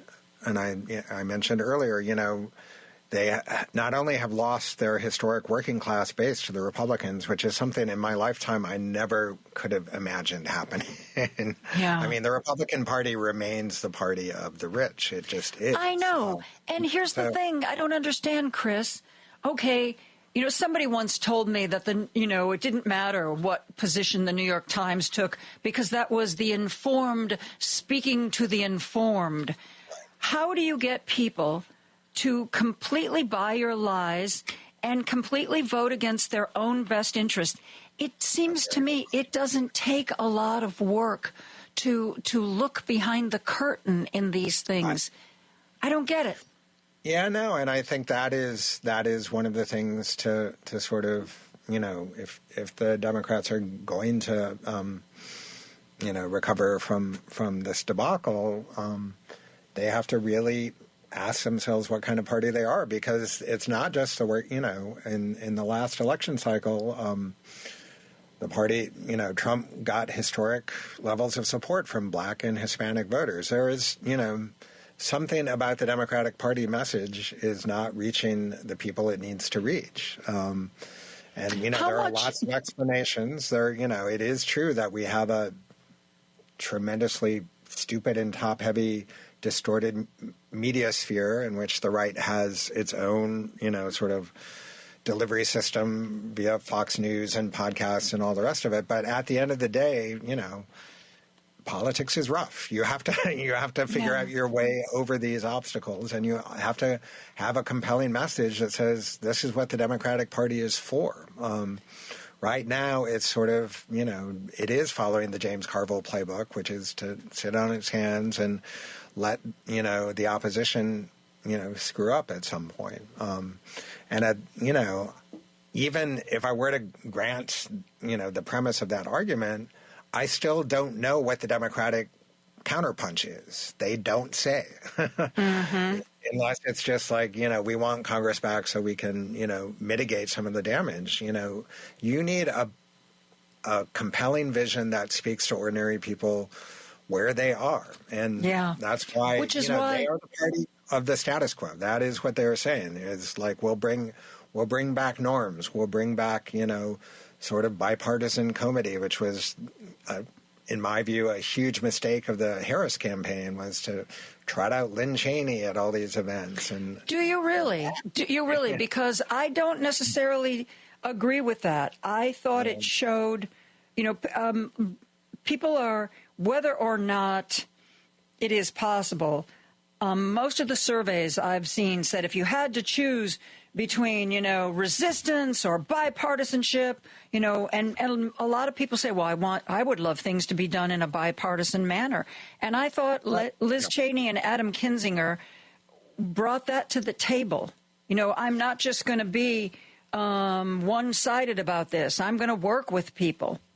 I don't know. Well, I mean, in theory, I can grant that argument. In practice, it failed. I mean, and I don't just mean that Kamala Harris lost, that particular strategy did not move the needle where it needed to be moved. And it doesn't, in my view, take into account asymmetric polarization. You have Liz Cheney and Adam Kinzinger there, but they have both lost their seats in Congress for defying Donald Trump because the Republican Party is an authoritarian cult. And you're not going to bring it out of that stupor by, pretending that you're going to negotiate with him. You don't negotiate with terrorists. You just don't. And what you have to do is defeat them. And you need to be very forthright about, maybe, I don't know. I mean, I don't think the Republican Party is salvageable. I don't think it represents democratic interests, small d. So I don't, it's another I want to ask you how big a role you think Gaza played. Because, there were millions of registered Democratic voters who didn't vote. And I know that there was a big Muslim area around Detroit that voted like 12,000 votes for Jill Stein, of all people. And one thing that bothered me, Kamala, without completely repudiating Joe, Kamala tried to say, I'm a different person, I have a different attitude about this. But why didn't anybody just say, look, you may not like what we're doing, but we will work with you. We will listen to you. We will try to find compromise. What do you think Donald Trump is going to do? What do you think? Do you think he's going to listen to you? He has already said he's all in on Netanyahu, and Netanyahu is all in on the destruction of Gaza. Nobody said that, just like that. Bernie would have said that. No, and, it was the case at the Democratic National Convention there in Chicago that the party did not let a Palestinian speaker take the stage, which I think speaks volumes. This was not, but I think what the fear was, first of all, since I was at the DNC, I can tell you they cut speakers left and right, even though they were only supposed to talk for like 2 minutes. But I have to believe that there was a fear that even though the person said, well, this is what I'm going to say, but once they're up there in front of the mic, what if they say something that's humiliating or embarrassing? And then you're like, oh, my God, what kind of an idiot let that person talk? I think they were afraid. This sort of goes to my earlier point that Democrats don't like politics. I mean, maybe someone does say something unscripted and you have to roll with that in that situation. But the larger point is you're not giving a voice to a population that's being victimized by an unbelievably brutal and a war of dispossession. And you're telling them basically to go away in this situation. And you're not going to get, not only did the Harris campaign try to just skirt the entire issue of Gaza. They sent Richie Torres to Michigan. They sent Bill Clinton to give this insane lecture about the ancient hatreds that fuel the Middle Eastern conflict. They were actively repelling, Arab American voters. And it's just simple, I think the Gaza war is horrific and immoral, and yes, a genocide, and it is a huge albatross on the Democratic Party that it handled it the way it did. But and this is the problem: is rather than look within and think, well, we should approach these issues differently. The impulse is always, first of all, to say, well, Trump is worse, and then to sort of blame college activists for suppressing the vote. When as I say, like Richie Torres in Michigan, tell me in what political playbook that makes any kind of sense in a swing state that you needed to win. It's, preposterous. Well, I'm sure the Democrats will learn from their mistakes and do things completely differently moving forward. What do you say, Chris? I say I'll have whatever you're drinking. Yep. Yeah. Yeah. Well, right now, I think where my focus is doing everything I can to support grassroots. That, to me, is where it is right now. I think you have to make, when party leaders are dragging their feet and not responding to a crisis the way they have to, popular pressure is the only way to affect change. It's clear that, the status quo cannot cope with this crisis. So, there is a lot of work for grassroots people to do, and they are doing good work. So here's hoping that, I don't know, we come out of the darkness sooner rather than later. Amen to that. Chris Lehman, D.C. Bureau Chief and columnist for The Nation. We are going to take a break for news, and then we are going to be back with our monthly media segment. Jennifer Schulze, Mark Jacob are going to be here, and we are going to talk about all the moves going on in the world of media right now. We'll be right back after this. Remember when you get to work to hop over to WCPT820.com or the TuneIn Radio app and stream The Stephanie Miller Show. Weekdays 8 to 11 a.m. on Chicago's Progressive Talk, where facts matter. WCPT 820, Chicago's Progressive Talk, where facts matter. Joan Esposito, live. Celebrating our power to bring about change. Local. Everybody has to work together. And progressive. I think you get the idea. On WCPT 820. This is our monthly media segment. Guys, I think we need special music, a special kind of an intro. I'm gonna think about that. I'm gonna work with Lady B. We're gonna get something together. So next time, you will have your very own music here on WCPT. I am joined by Jennifer Schulze, longtime Chicago newswoman, writes a Substack called Indistinct Chatter. Mark Jacob, former editor at the Trib and the Sun-Times, currently writes the Stop the Presses newsletter that you can find at stopthepresses.news. Let's see. We've got White House ban on reporters and MSNBC shakeup. Jeff Bezos continuing to take apart the Washington Post. And Jennifer's Substack that local news is perhaps the one area where people are doing a good job. Where do we begin? Mark Jacob, I'll let you pick.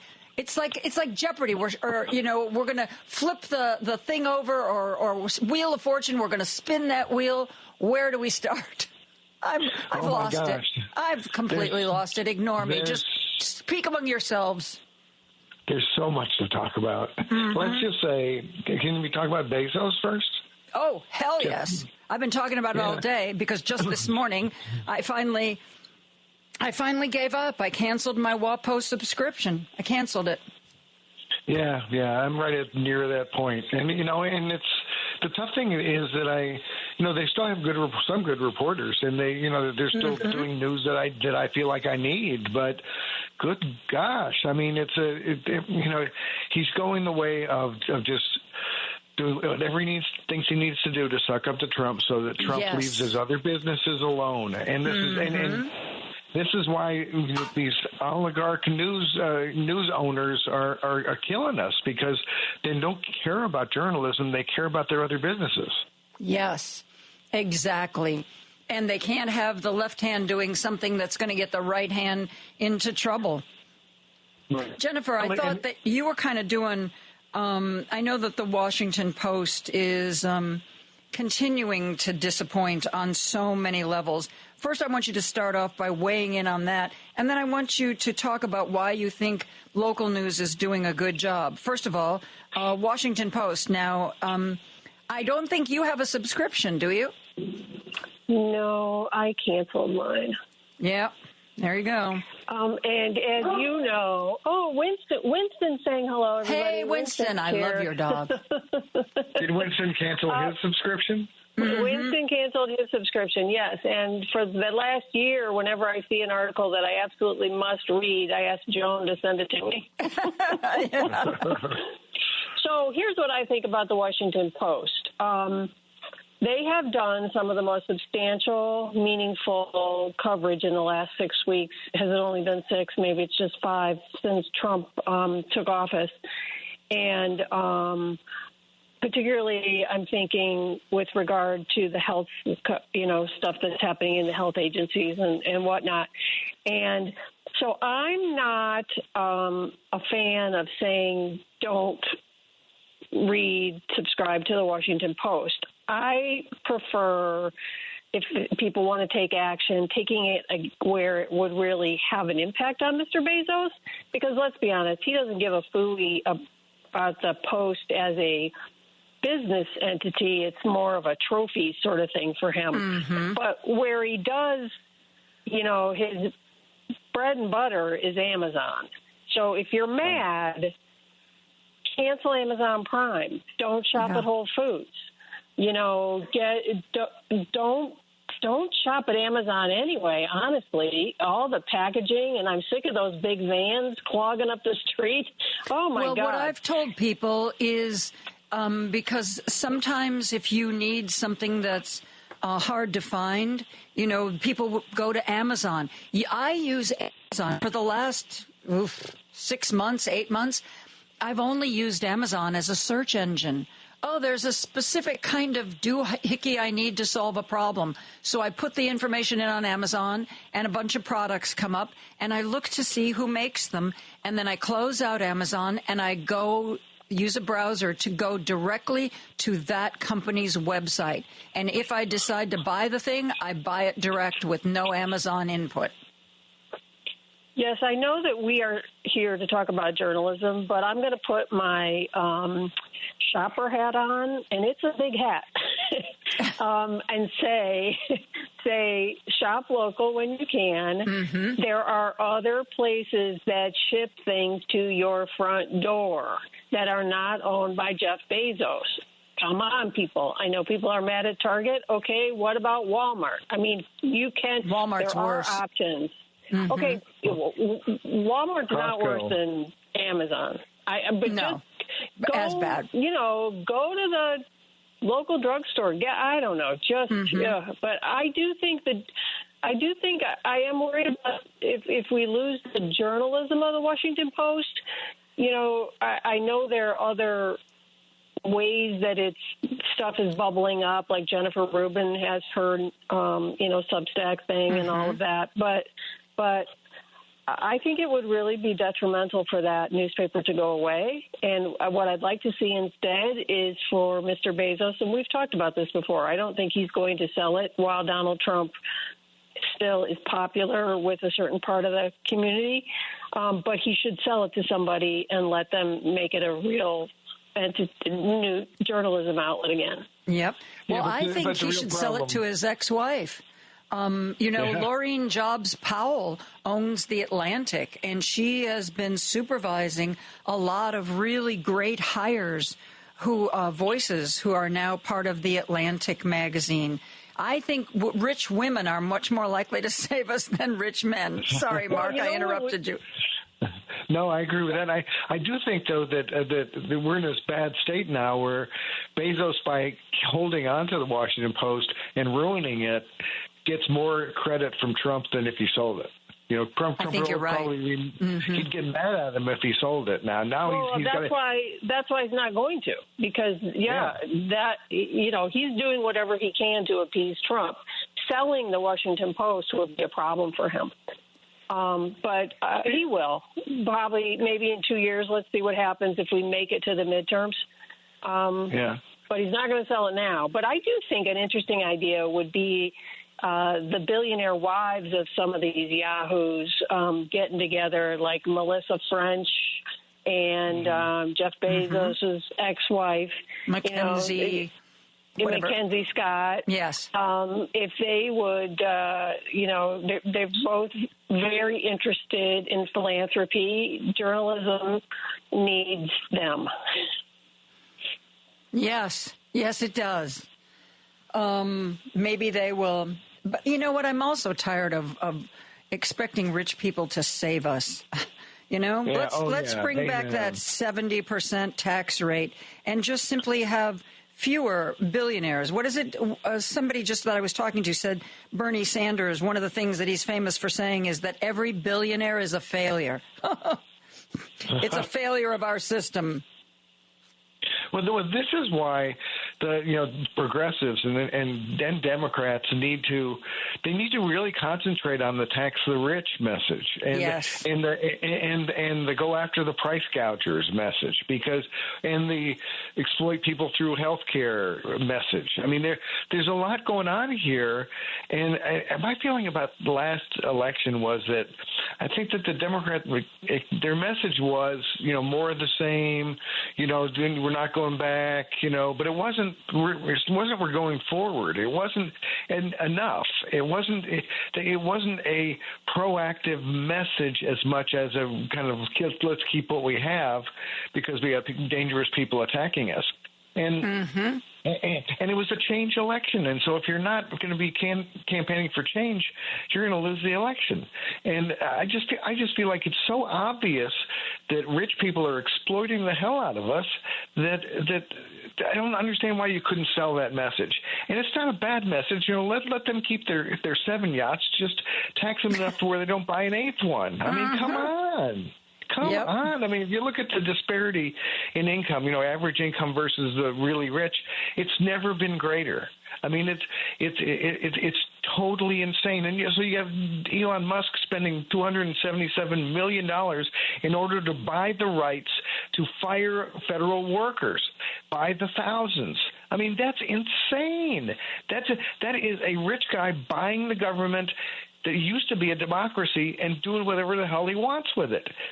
People need to be appalled by this, and there needs to be the kind of message that would stop this from happening again. I mean, that's why. I mean, people need to rise up, and I got to tell you, I was worried after the election that everyone would just say, "Oh, screw this! I'm going to go sit on my couch, watch Netflix. I can't take it anymore." I don't think that's what's happening. I think people are pissed off, and people are pissed off. And I think that's really good because they should be pissed off. And people need to really... They need to get up and get going. And let me just tell you this, Mark. I'm sure this will make you feel better. My mother is 91 and a half. Mm-hmm. She went to her local Democrats meeting last night, as she does every other week. And I am telling you, if my 91-and-a-half-year-old mother is out there and she's been protesting and doing like these Tesla things and all of that. Mm-hmm. Great. And she's doing it. And that kind of thing gives me hope because, she's 91 and a half, for goodness sakes. Mm-hmm. Yeah. And she's out there. People are angry and motivated, and even, that's breaking through on right-wing media. There's been some reporting this week that a lot of the call-in radio shows, people are calling in and they're really angry, and the right-wing hosts, particularly Sean Hannity, are pushing back and, kind of being mean to their listeners. And we saw what happened in the Republican-leaning districts. Those weren't all Democrats sent there by Indivisible at those town hall meetings, despite what Republicans want to say. It's impacting a lot of people, and people are angry. And, some of those town halls, people were lined up outside. I mean, it was not just standing room only. You couldn't even people couldn't get in. Mm-hmm. That's how many angry people were there. And that happened all over the country. Right. And I think we're just starting to see the impact on the economy, too. Absolutely. And people notice that. I mean, I don't know what the jobless numbers are going to do, but they're not, They're not going to be good. Yeah, they're not going to be good. And And, you have all these people who well, I didn't think they were going to get me. Well, yeah, thank you. I'm getting I'm already, we're a month in, and I'm already tired of that reporting. Washington Post, which apparently I have it till the 26th of March. Front page today, 24-year-old woman voted for Trump because even though she felt that he lied about sexual assault, he said that there was going to be free IVF, and she could really use free in vitro fertilization treatments. So she held her nose and she voted for Trump. She works for the Park Service. She has now lost her job, and guess what? There's no free IVF. Right. Well, the interesting thing about that was that somebody on social media did a really good job of going back and finding the headlines of mainstream media when Trump said, I'm going to pay for all IVF, and they reported it straight. They reported it like, well, here's this politician who says he's going to do something. None of the skepticism. You get lied to 30,000 times in 4 years. You might think that the guy who's saying those things is a liar, but the news media just reported it just like, well, there's this guy who says something, it must be true. And so that's part of the reason, you can say that woman is just dumb and just didn't figure it out that Trump is a liar. But, and yes, everyone ought to know he's a liar by now. But people get told things over and over again. And the news media need to help people understand who the liars are. They just need to do a better job. Yeah, I think the news media bears so much responsibility for this. I'm not actually angry at that poor woman in northern Michigan. I'm angry at the information ecosystem that surrounds her and everybody else. Because Mark's exactly right. I saw that same post. Somebody pulled a bunch of the headlines, and they do what we talk about all the time.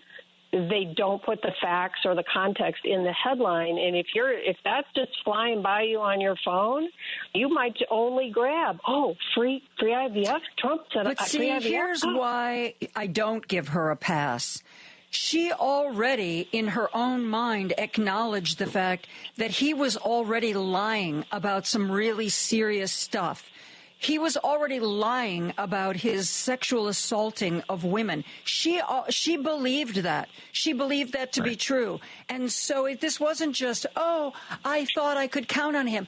No, the man, he's lying about this, but this other thing that I really want, he's not lying about that. That is not. You know what, Joan? No. She's a young person.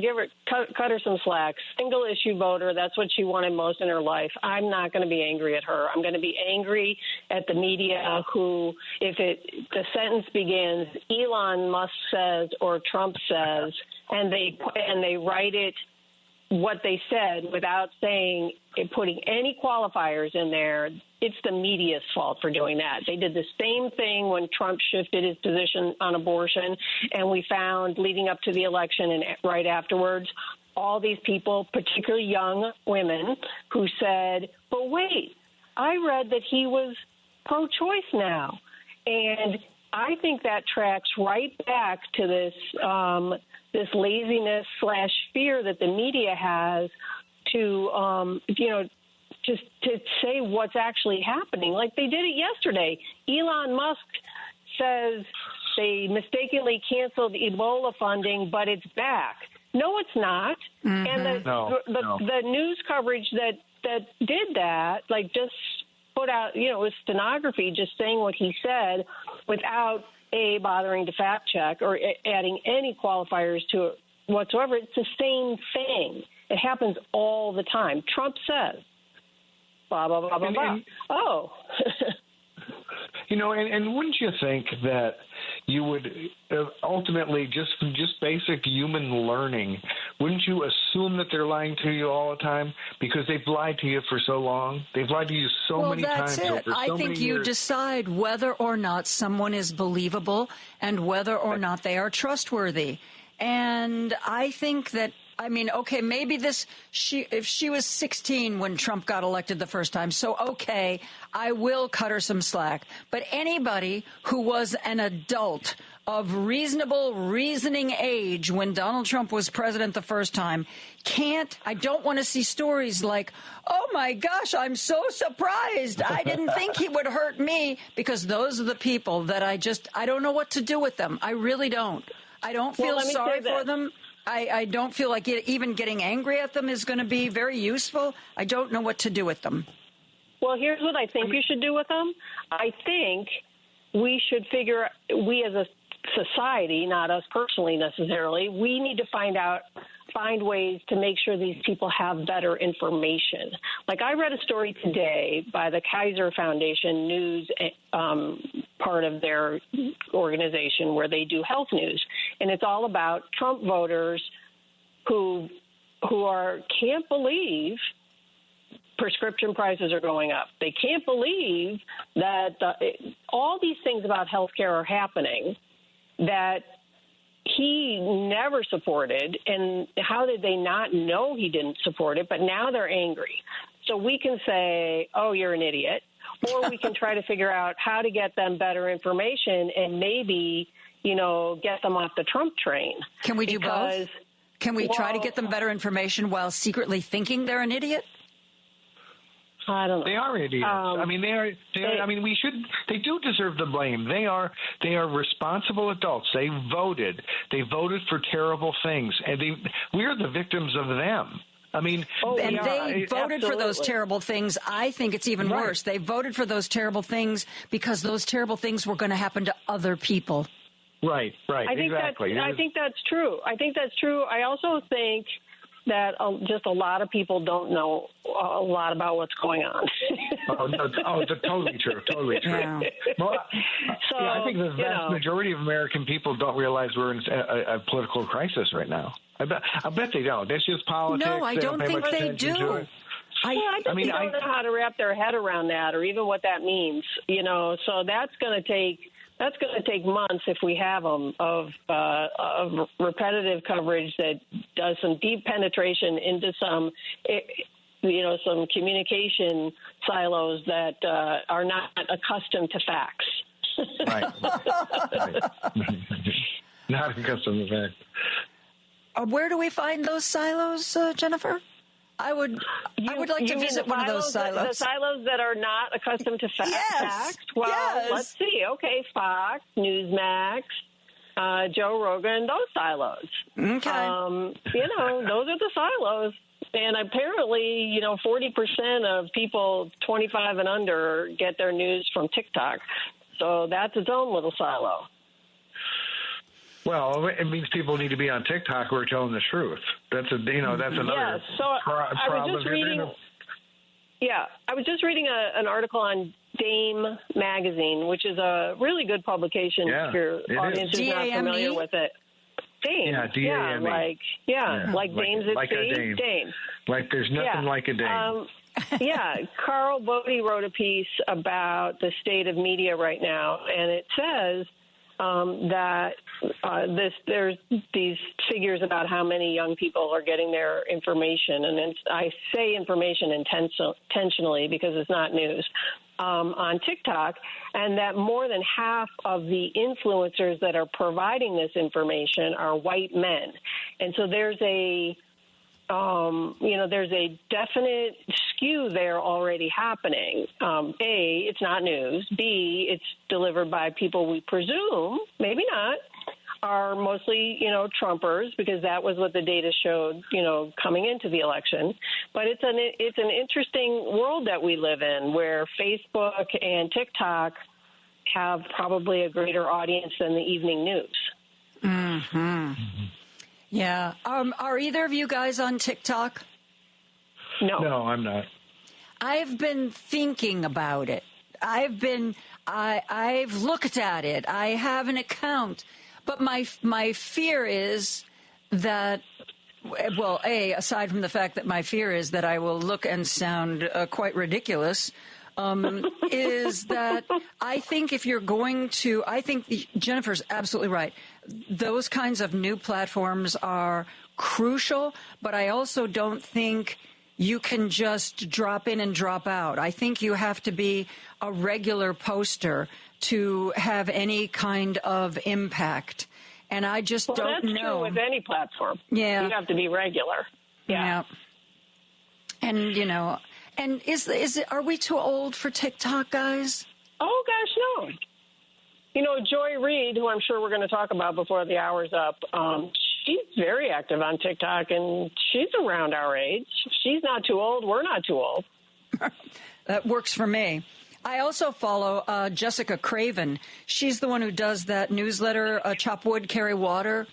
Mm-hmm. And I found that, you know, she has her phone in her car, which seems to be where a lot of people record their TikToks. Don't ask me why. I know why. Why? You know, because it's a secure, sealed environment, and you have control over it, and the acoustics are actually very good. And especially if you have a little stand for your phone, it's like your own personal recording studio. It's not an accident. It's actually intentional that people are using their cars because it looks and sounds good. I mean, I don't know if it looks good, but you know what I mean. I mean, it is. You're sitting in a car. Well, you know, you've got the windows, so you've got a lot of natural light. No, it's like an audio booth. Yeah, no, it's a great place to do that. Yeah, get out in your car, Joan. Come on, let's go. Yeah, as soon as I get rid of the Tesla, because I think it would be a little hypocritical for me to be doing these kinds of posts as I sit in my what is it people are calling them? Like swastikars. Yes, swastikars. Oh. We're going to take a break for just a couple of minutes. And, yeah, that's a great idea. When we come back, I want to talk about Joy Reid and this shakeup that's taken place at MSNBC. And it's not just a shakeup in front of the camera.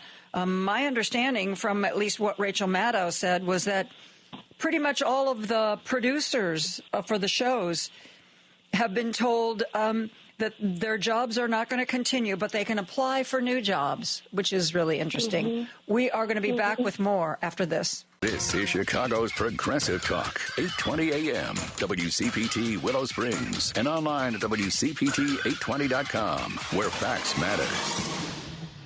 Now back to Joan Esposito, live, local, and progressive on WCPT 820. This is our monthly media segment. I am joined by longtime Chicago newswoman Jennifer Schulze. She writes a Substack called Indistinct Chatter. And Mark Jacob, former editor at the Trib and the Sun-Times, he writes a newsletter called Stop the Presses. You can find it at stopthepresses.news. Right before we went to break, the name Joy Reid came up. For those of you who don't read about media or watch MSNBC, the new boss of MSNBC has decided to shake things up. And that shakeup meant that 3 women of color who had currently or formerly been anchoring shows were no longer going to be doing that. Katie Fang lost her weekend show. She is, I guess, going to continue as a legal correspondent. Alex Wagner, who was doing Tuesday through Friday in Rachel's time slot, is not going to be going back to anchoring that time slot, but she is apparently going to stay on as a correspondent.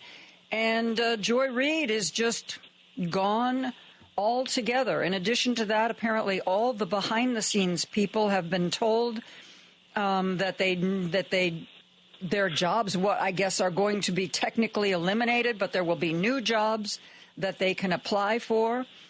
And Rachel Maddow, you know, usually Lawrence O'Donnell is the one who likes to go on the air and call out the bosses at MSNBC. But this time around, it was Rachel Maddow who said that she thought it was with everything that was going on and all the attacks on DEI and Trump, she thought it was a really bad idea to take away the shows for 3 women of color. And that it was, that it's not a good look. And she also said that she thought that the way the behind-the-scenes people were being treated was really bad. That these are people who really work hard to produce the various shows, and she felt that they were being. She didn't say they're being screwed, but she certainly said, that she felt that they were being mistreated with this current, oh, you don't have a job unless you reapply kind of an atmosphere. So, what do we think of all this? Jennifer, you want to start? Sure. I think the optics of it were really bad.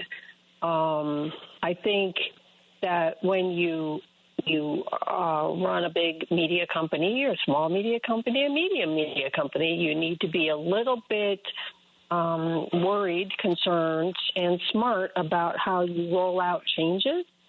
And it looks like somebody leaked it over the weekend, and they were caught flat-footed. And I don't know if they also knew that Lester Holt, a former Chicago news anchor who is also black, would be announcing that he was leaving NBC News, nightly news, not the network altogether, on the very same day. So it was a really dramatic and nasty look for MSNBC with that NBC add-on. It looked like a purge of people of color, and I don't know that it's not. But then within 24 hours, they rolled out some of the changes that they're making. And, if they had done it all together, I don't know that it would have made people so angry and seemed so, frankly, racist. But it was not handled well. I do think that one of the articles I read said that her show had not been doing well in the ratings, and ratings are king, and it's a tough time for cable, Joy Reid? tough time for TV. Yeah, her ratings were not good. Well, what I read a specific breakdown. She is opposite Erin Burnett on CNN. Joy Reid had a bigger audience for her show than Erin Burnett, but Erin Burnett had more viewers in the 25 to 54 demographic that supposedly is the big one with advertisers, though I don't know if I believe that, since MSNBC seems to run nothing but drug ads, which would seem to apply to my demographic, not the 25-year-olds. But, so it was, she had a big number, but she didn't apparently have a huge number in the advertising demo. Yeah, she didn't. Right. So, and you never know. It's kind of like what happened with Betty Hessam. We never know for sure. Was contract too big and that they need that? I do think that what they did with the staff, and it was not just hers, it was multiple shows, and including Rachel Maddow's staff, to tell them they were laid off but they could reapply is really, I'm sorry, that is just a BS move. That's just nasty. These people have been working their butts off. A lot of them have worked there for years, producing these shows under really rough. It's been a rough time to be in the news business. They deserve better from their company, and that, honestly, I'm a huge fan of Joy Reid. Don't get me wrong. I think it's a mistake that they got rid of her. I think she's really good at what she does, and I think they will. It hurts them that she's gone. But what they did for staff to add on top of that was just so lame. Yeah. Mark, you want to weigh in here? Yeah, I mean, you don't know the whole background of it and what, why she got fired. But I do think it's a mistake to not worry about having racial diversity and ethnic diversity in your news organization. And for the last couple decades that I was in the news business, it increasingly became a concern for managers like myself that we needed to try to work on that and it's not just because it's the right thing to do. It is the right thing to do, but it's also because if you don't, if you're all white males, then you're going to miss out on stories of interest to women and stories of interest to black people and stories of interest to Latinos. I mean, the reason you want racial diversity is because your audience is diverse. Or if you want a diverse audience, that's what you better be doing. And this really alarming trend, to where DEI is evil and we don't care about that anymore. I mean, the fact that, and it's just jarring trend too. It's happened, in the last, just since Trump won, suddenly nobody seems to care about diversity anymore, and I still do, and I'm very concerned about that. And and I thought Katie Fang was doing a really good job. I didn't get that at all. These were not incompetent people. These were not people who were fired because they weren't doing a good job. I thought they were. I didn't think Joy Reid was great or anything, but I did think that she was serious, and her topics were right. I mean, she understood what was going on, and but the whole cable and TV news business is in a total mess, other than Fox News, because they make a bunch of money off of lying to old people. But but the rest of it, CNN's in terrible shape. MSNBC has spun off now, or is attempting to spin off from, the main NBC, and I wonder if they're going to get a buyer of some sort. And maybe when they get a buyer, if it's somebody who actually cares about having, a progressive TV station, maybe they'll improve. But right now, I think they're just trying to put themselves in shape to have good enough numbers to where somebody will buy them. Yeah, well, what is it? When do they become a part of that? All the things that are being spun off, the new company called Spin Inc., which is pretty much on the nose, if you ask me. CNBC, MSNBC. I think NBC is keeping Bravo and Peacock, and that's about it. Yeah. The rest of it's going to SpinCo. It's sometime this year. that happens. I would also add that whenever a new person comes in, I know the person who took over had been there. There is a tendency to want to put your mark on things. And the woman that created the Jen Psaki show and the Weekend show that have now both been elevated. So that doesn't surprise me. And those shows are both doing really well. And they are perceived as fresh, and they get a lot of good critical response. So I'm not surprised by that, and I don't know that's not a good business move. I think that Weekend show with Mike Steele, etc., is really good, and that's going to be in the Joy Reid spot. And the Jen Psaki show, I have not seen it that often, but people seem to like it, and she's going to have a big spot. And so, that I think that's part of what happened. That person who created those shows was like, hey, moving these guys over. I like it. I made those shows. Those are good shows. I like those shows. And they're not good shows. So it's not like it's a bad business decision. It doesn't look like it's a business decision. I do want to say, however, that I think we've talked about this, but I do want to say that I have now started to make a bit of a habit, which I had gone away from for quite some time.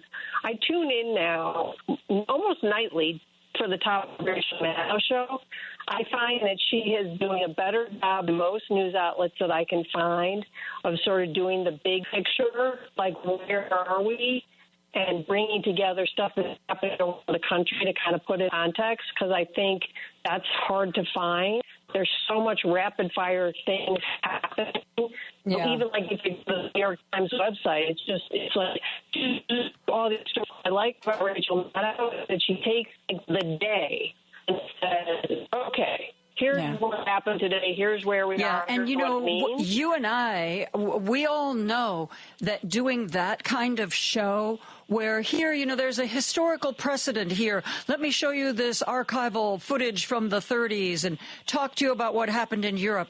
Those kinds of shows are very labor intensive to put together, and to take a staff that's really dedicated to that and knows how to do that and say, oh, yeah, you want to stay on, you're going to have to reapply, which is often a way, as you guys know, to either cut the number of producers or to hire producers back at a lower wage. And I think you're absolutely right, Jen. This is a move that is supposed to make MSNBC look attractive to a buyer. We've seen that before. People come in and they axe and axe and axe so that the bottom line looks good, and then, let the new owner deal with the fallout. Guys, we need to take a quick break. This is our monthly media segment. I'm talking to Jennifer Schulze and Mark Jacob. We are going to be right back after this. This is WCPT 820, where facts matter. If you are a financial planner, a CPA, a divorce attorney, and you've been trying to get a hold of your mortgage professional for yourself or for a client, and they're not returning your call, well, they may not be in business anymore. According to Team Hochberg, 165,000 mortgage professionals didn't renew their licenses over the last 2 years. So if you want to buy a new home or refinance a home, do what I did. Call Team Hochberg. Team Hochberg has been adding loan officers. They are stronger than ever, and they'd love to earn your business. Let's review. In the past 24 months, mortgage companies have closed. Over 165,000 loan officers have exited the mortgage business. Team Hochberg has expanded and is stronger than ever. If you'd like to work with an experienced mortgage professional, do what I did. Call Team Hochberg. Call them now, 855-563-2843, or visit 56david.com. That number again, 855-563-2843, or go online, 56david.com. Lower.com, equal housing lender, NMLS 1124061. Attention, everyone. Don't turn that dial. Joan Esposito, live, local, and progressive, returns right now on WCPT 820. This is our monthly media segment. I'm joined by Jennifer Schulze and Mark Jacob, two longtime Chicago news people. Jennifer writes a Substack called Indistinct Chatter. Mark writes a newsletter, Stop the Presses. You can find it at stopthepresses.news. Mark, you recently wrote something about can we break our addiction? Can journalists break their addiction to access? Well, it seems that addiction is being broken for them. The White House, for those of you who haven't read about it, announced recently that, if you're a reporter and your organization wants you to cover the White House, that's a privilege, not a right. And so the White House is going to decide from now on who gets a seat and who's admitted to the press conferences and who isn't. And not surprisingly, I've seen lists of who's in and who's out. And who's in are all these really far-right publications and online presences, and out the people who represent, for the most part, legacy media. Mark, what did you want to convey with your most recent Stop the Presses? Well, the one problem is that the news media, the political media, have been overly dependent on what's said at the White House, at these real staged events. And they've covered those, because that's just, an instant hit. You got your camera right there. You can, it's easy news. It's not like going and finding somebody who's affected by insulin price caps and stuff like that. I mean, it doesn't require the same level of reporting and getting out in the field and stuff like that. So I think news media have been, in a kind of a lazy way, have overly depended on it, and that creates this sense of leverage where the politician has leverage over the people, and and offers like exclusive interview, and you never know what the terms of that are, and what the the behind the scenes negotiations are, what promises a TV network makes in order to get these exclusive interviews, and so it's a little kind of unseemly, and I mean, my point was that the best journalism doesn't require permission from politicians. And so I was saying that it's terrible that the White House is harassing the Associated Press and choosing who gets to be in the press pool that, follows Trump around. But if it helps break the addiction to access and allows the news media to be a little more independent, it may be a good thing. NYU professor Jay Rosen, who's a very good guy, he says his attitude about that is send your intern. Just send your intern to cover the White House press stuff, because all you got to do is write it down and then you can assess it later. It's not. It's that the best news doesn't happen right there, right there in the White House when in front of people at briefings. And plus, they're lying to people anyway. I mean, it's really their opportunity to lie. So, especially what they did with Caroline Leavitt, who's, just terrible. And, so I guess my point was that access makes news media do the wrong thing.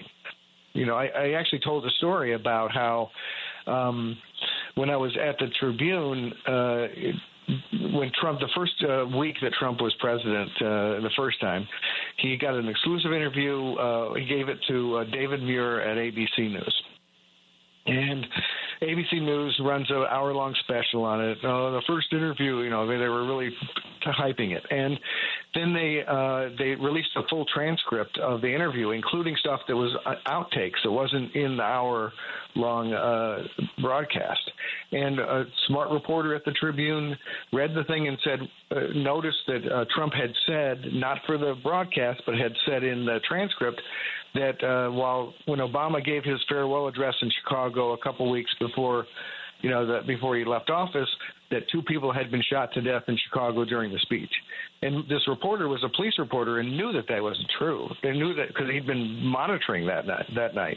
And so we reached out to ABC and said, hey, this isn't true. Can you release the video? And ABC did not release the video. They never did. And my suspicion is that they didn't want to screw up any future exclusive interviews with Donald Trump.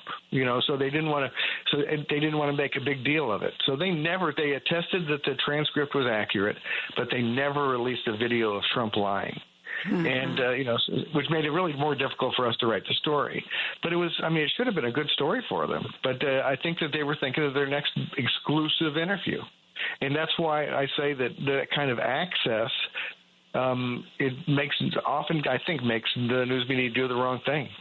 Well, Chuck Todd actually once in an interview admitted as much. Well, some reporter who was interviewing him said, why don't you go tougher on some people, particularly people who aren't telling the truth? And he's like, I have to be really careful because I need access. And if I'm too tough on people, I won't get that access. I mean, he was totally upfront about it. Yeah, but the thing is, and I've had this conversation with TV people before at the network level, and argued with them about it, because this idea, why did Trump go on the first Meet the Press with Kristen Welker? Why did he agree to do that? Did he do that to do her a favor? Did he do it to do NBC a favor? No, he did it because he thought he'd win the exchange. He thought it was going to be in his best interest to do it, and it was, because he got to lie a lot and was only occasionally, confronted with the lies. And so. This is another thing where if the news media had more creativity, they'd figure out that they don't have to just put Lindsey Graham or Tom Cotton on every other Sunday. God. That they can go find somebody who's administering Medicaid in some red state and see what the problems are and whether they think that they've got enough money to cover the sick people. You bring them on. How about that for an idea? Jennifer, you want to jump in here? Well, I think it's going to be a really interesting few months as the news media is going to be forced to make some changes that they should have made on their own. Just take what's happening at the Defense Department. All of the mainstream news outlets that have had work cubicles and assigned access spaces to the Defense Department are out. CNN, ABC News, New York Times, and they've been replaced by these right-wing non-news entities. So right there, that is going to force, I think NBC News also lost its space. It's going to force them to rethink how they do news. And I think there can be, I've never been in a position like this myself, but it seems to me, I think you get used to a give and take when you're in the building and you're used to this kind of access that Mark's talking about. Let's see what happens now that they've lost their access and they have to go back to regular shoe leather reporting. You know, a couple years ago, Dahlia Lithwick, who is a famed judicial reporter, wrote that she thought one of the problems at the Supreme Court and how reporters missed a lot of the stories about Clarence Thomas was that they were in the building doing routine coverage. They weren't stepping outside of it and saying, what's really going on here? But like entities like ProPublica were, and that's why ProPublica broke all the stories about Clarence Thomas and his grift, and the reporters who cover the Supreme Court every day did not. And I think that we could take that across the government, including to the White House. I know White House correspondents love the idea of being there and, you know, I'm a White House correspondent. Well, you know what? You'll actually do better journalism if you're outside of the White House, I think, looking in. And I agree with Mark. Send an intern to the briefings, you know, and let them handle that. That doesn't need to be your high-level talent. You know, do some journalism instead of, you know, just turning on the camera for Trump. Guys, we have to wrap this up. We are out of time. This hour always flies. I hope it flies for you, too. I just find it so much fun and fascinating. Mark Jacob, Stop the Presses newsletter. Find it at stopthepresses.news. Jennifer's Substack is called Indistinct Chatter. Thank you both for being here. It has been a pleasure. Have a great weekend. You guys too. Thanks, Joan. Yes. That is going to do it for me today. I know I'm going to tell you something you already know, that Driving at Home with Patty Vasquez is up next. I will see you tomorrow at 2 o'clock. And remember, we are going to spend the first half of the show, again, taking your calls and finding out what news stories resonated with you this week.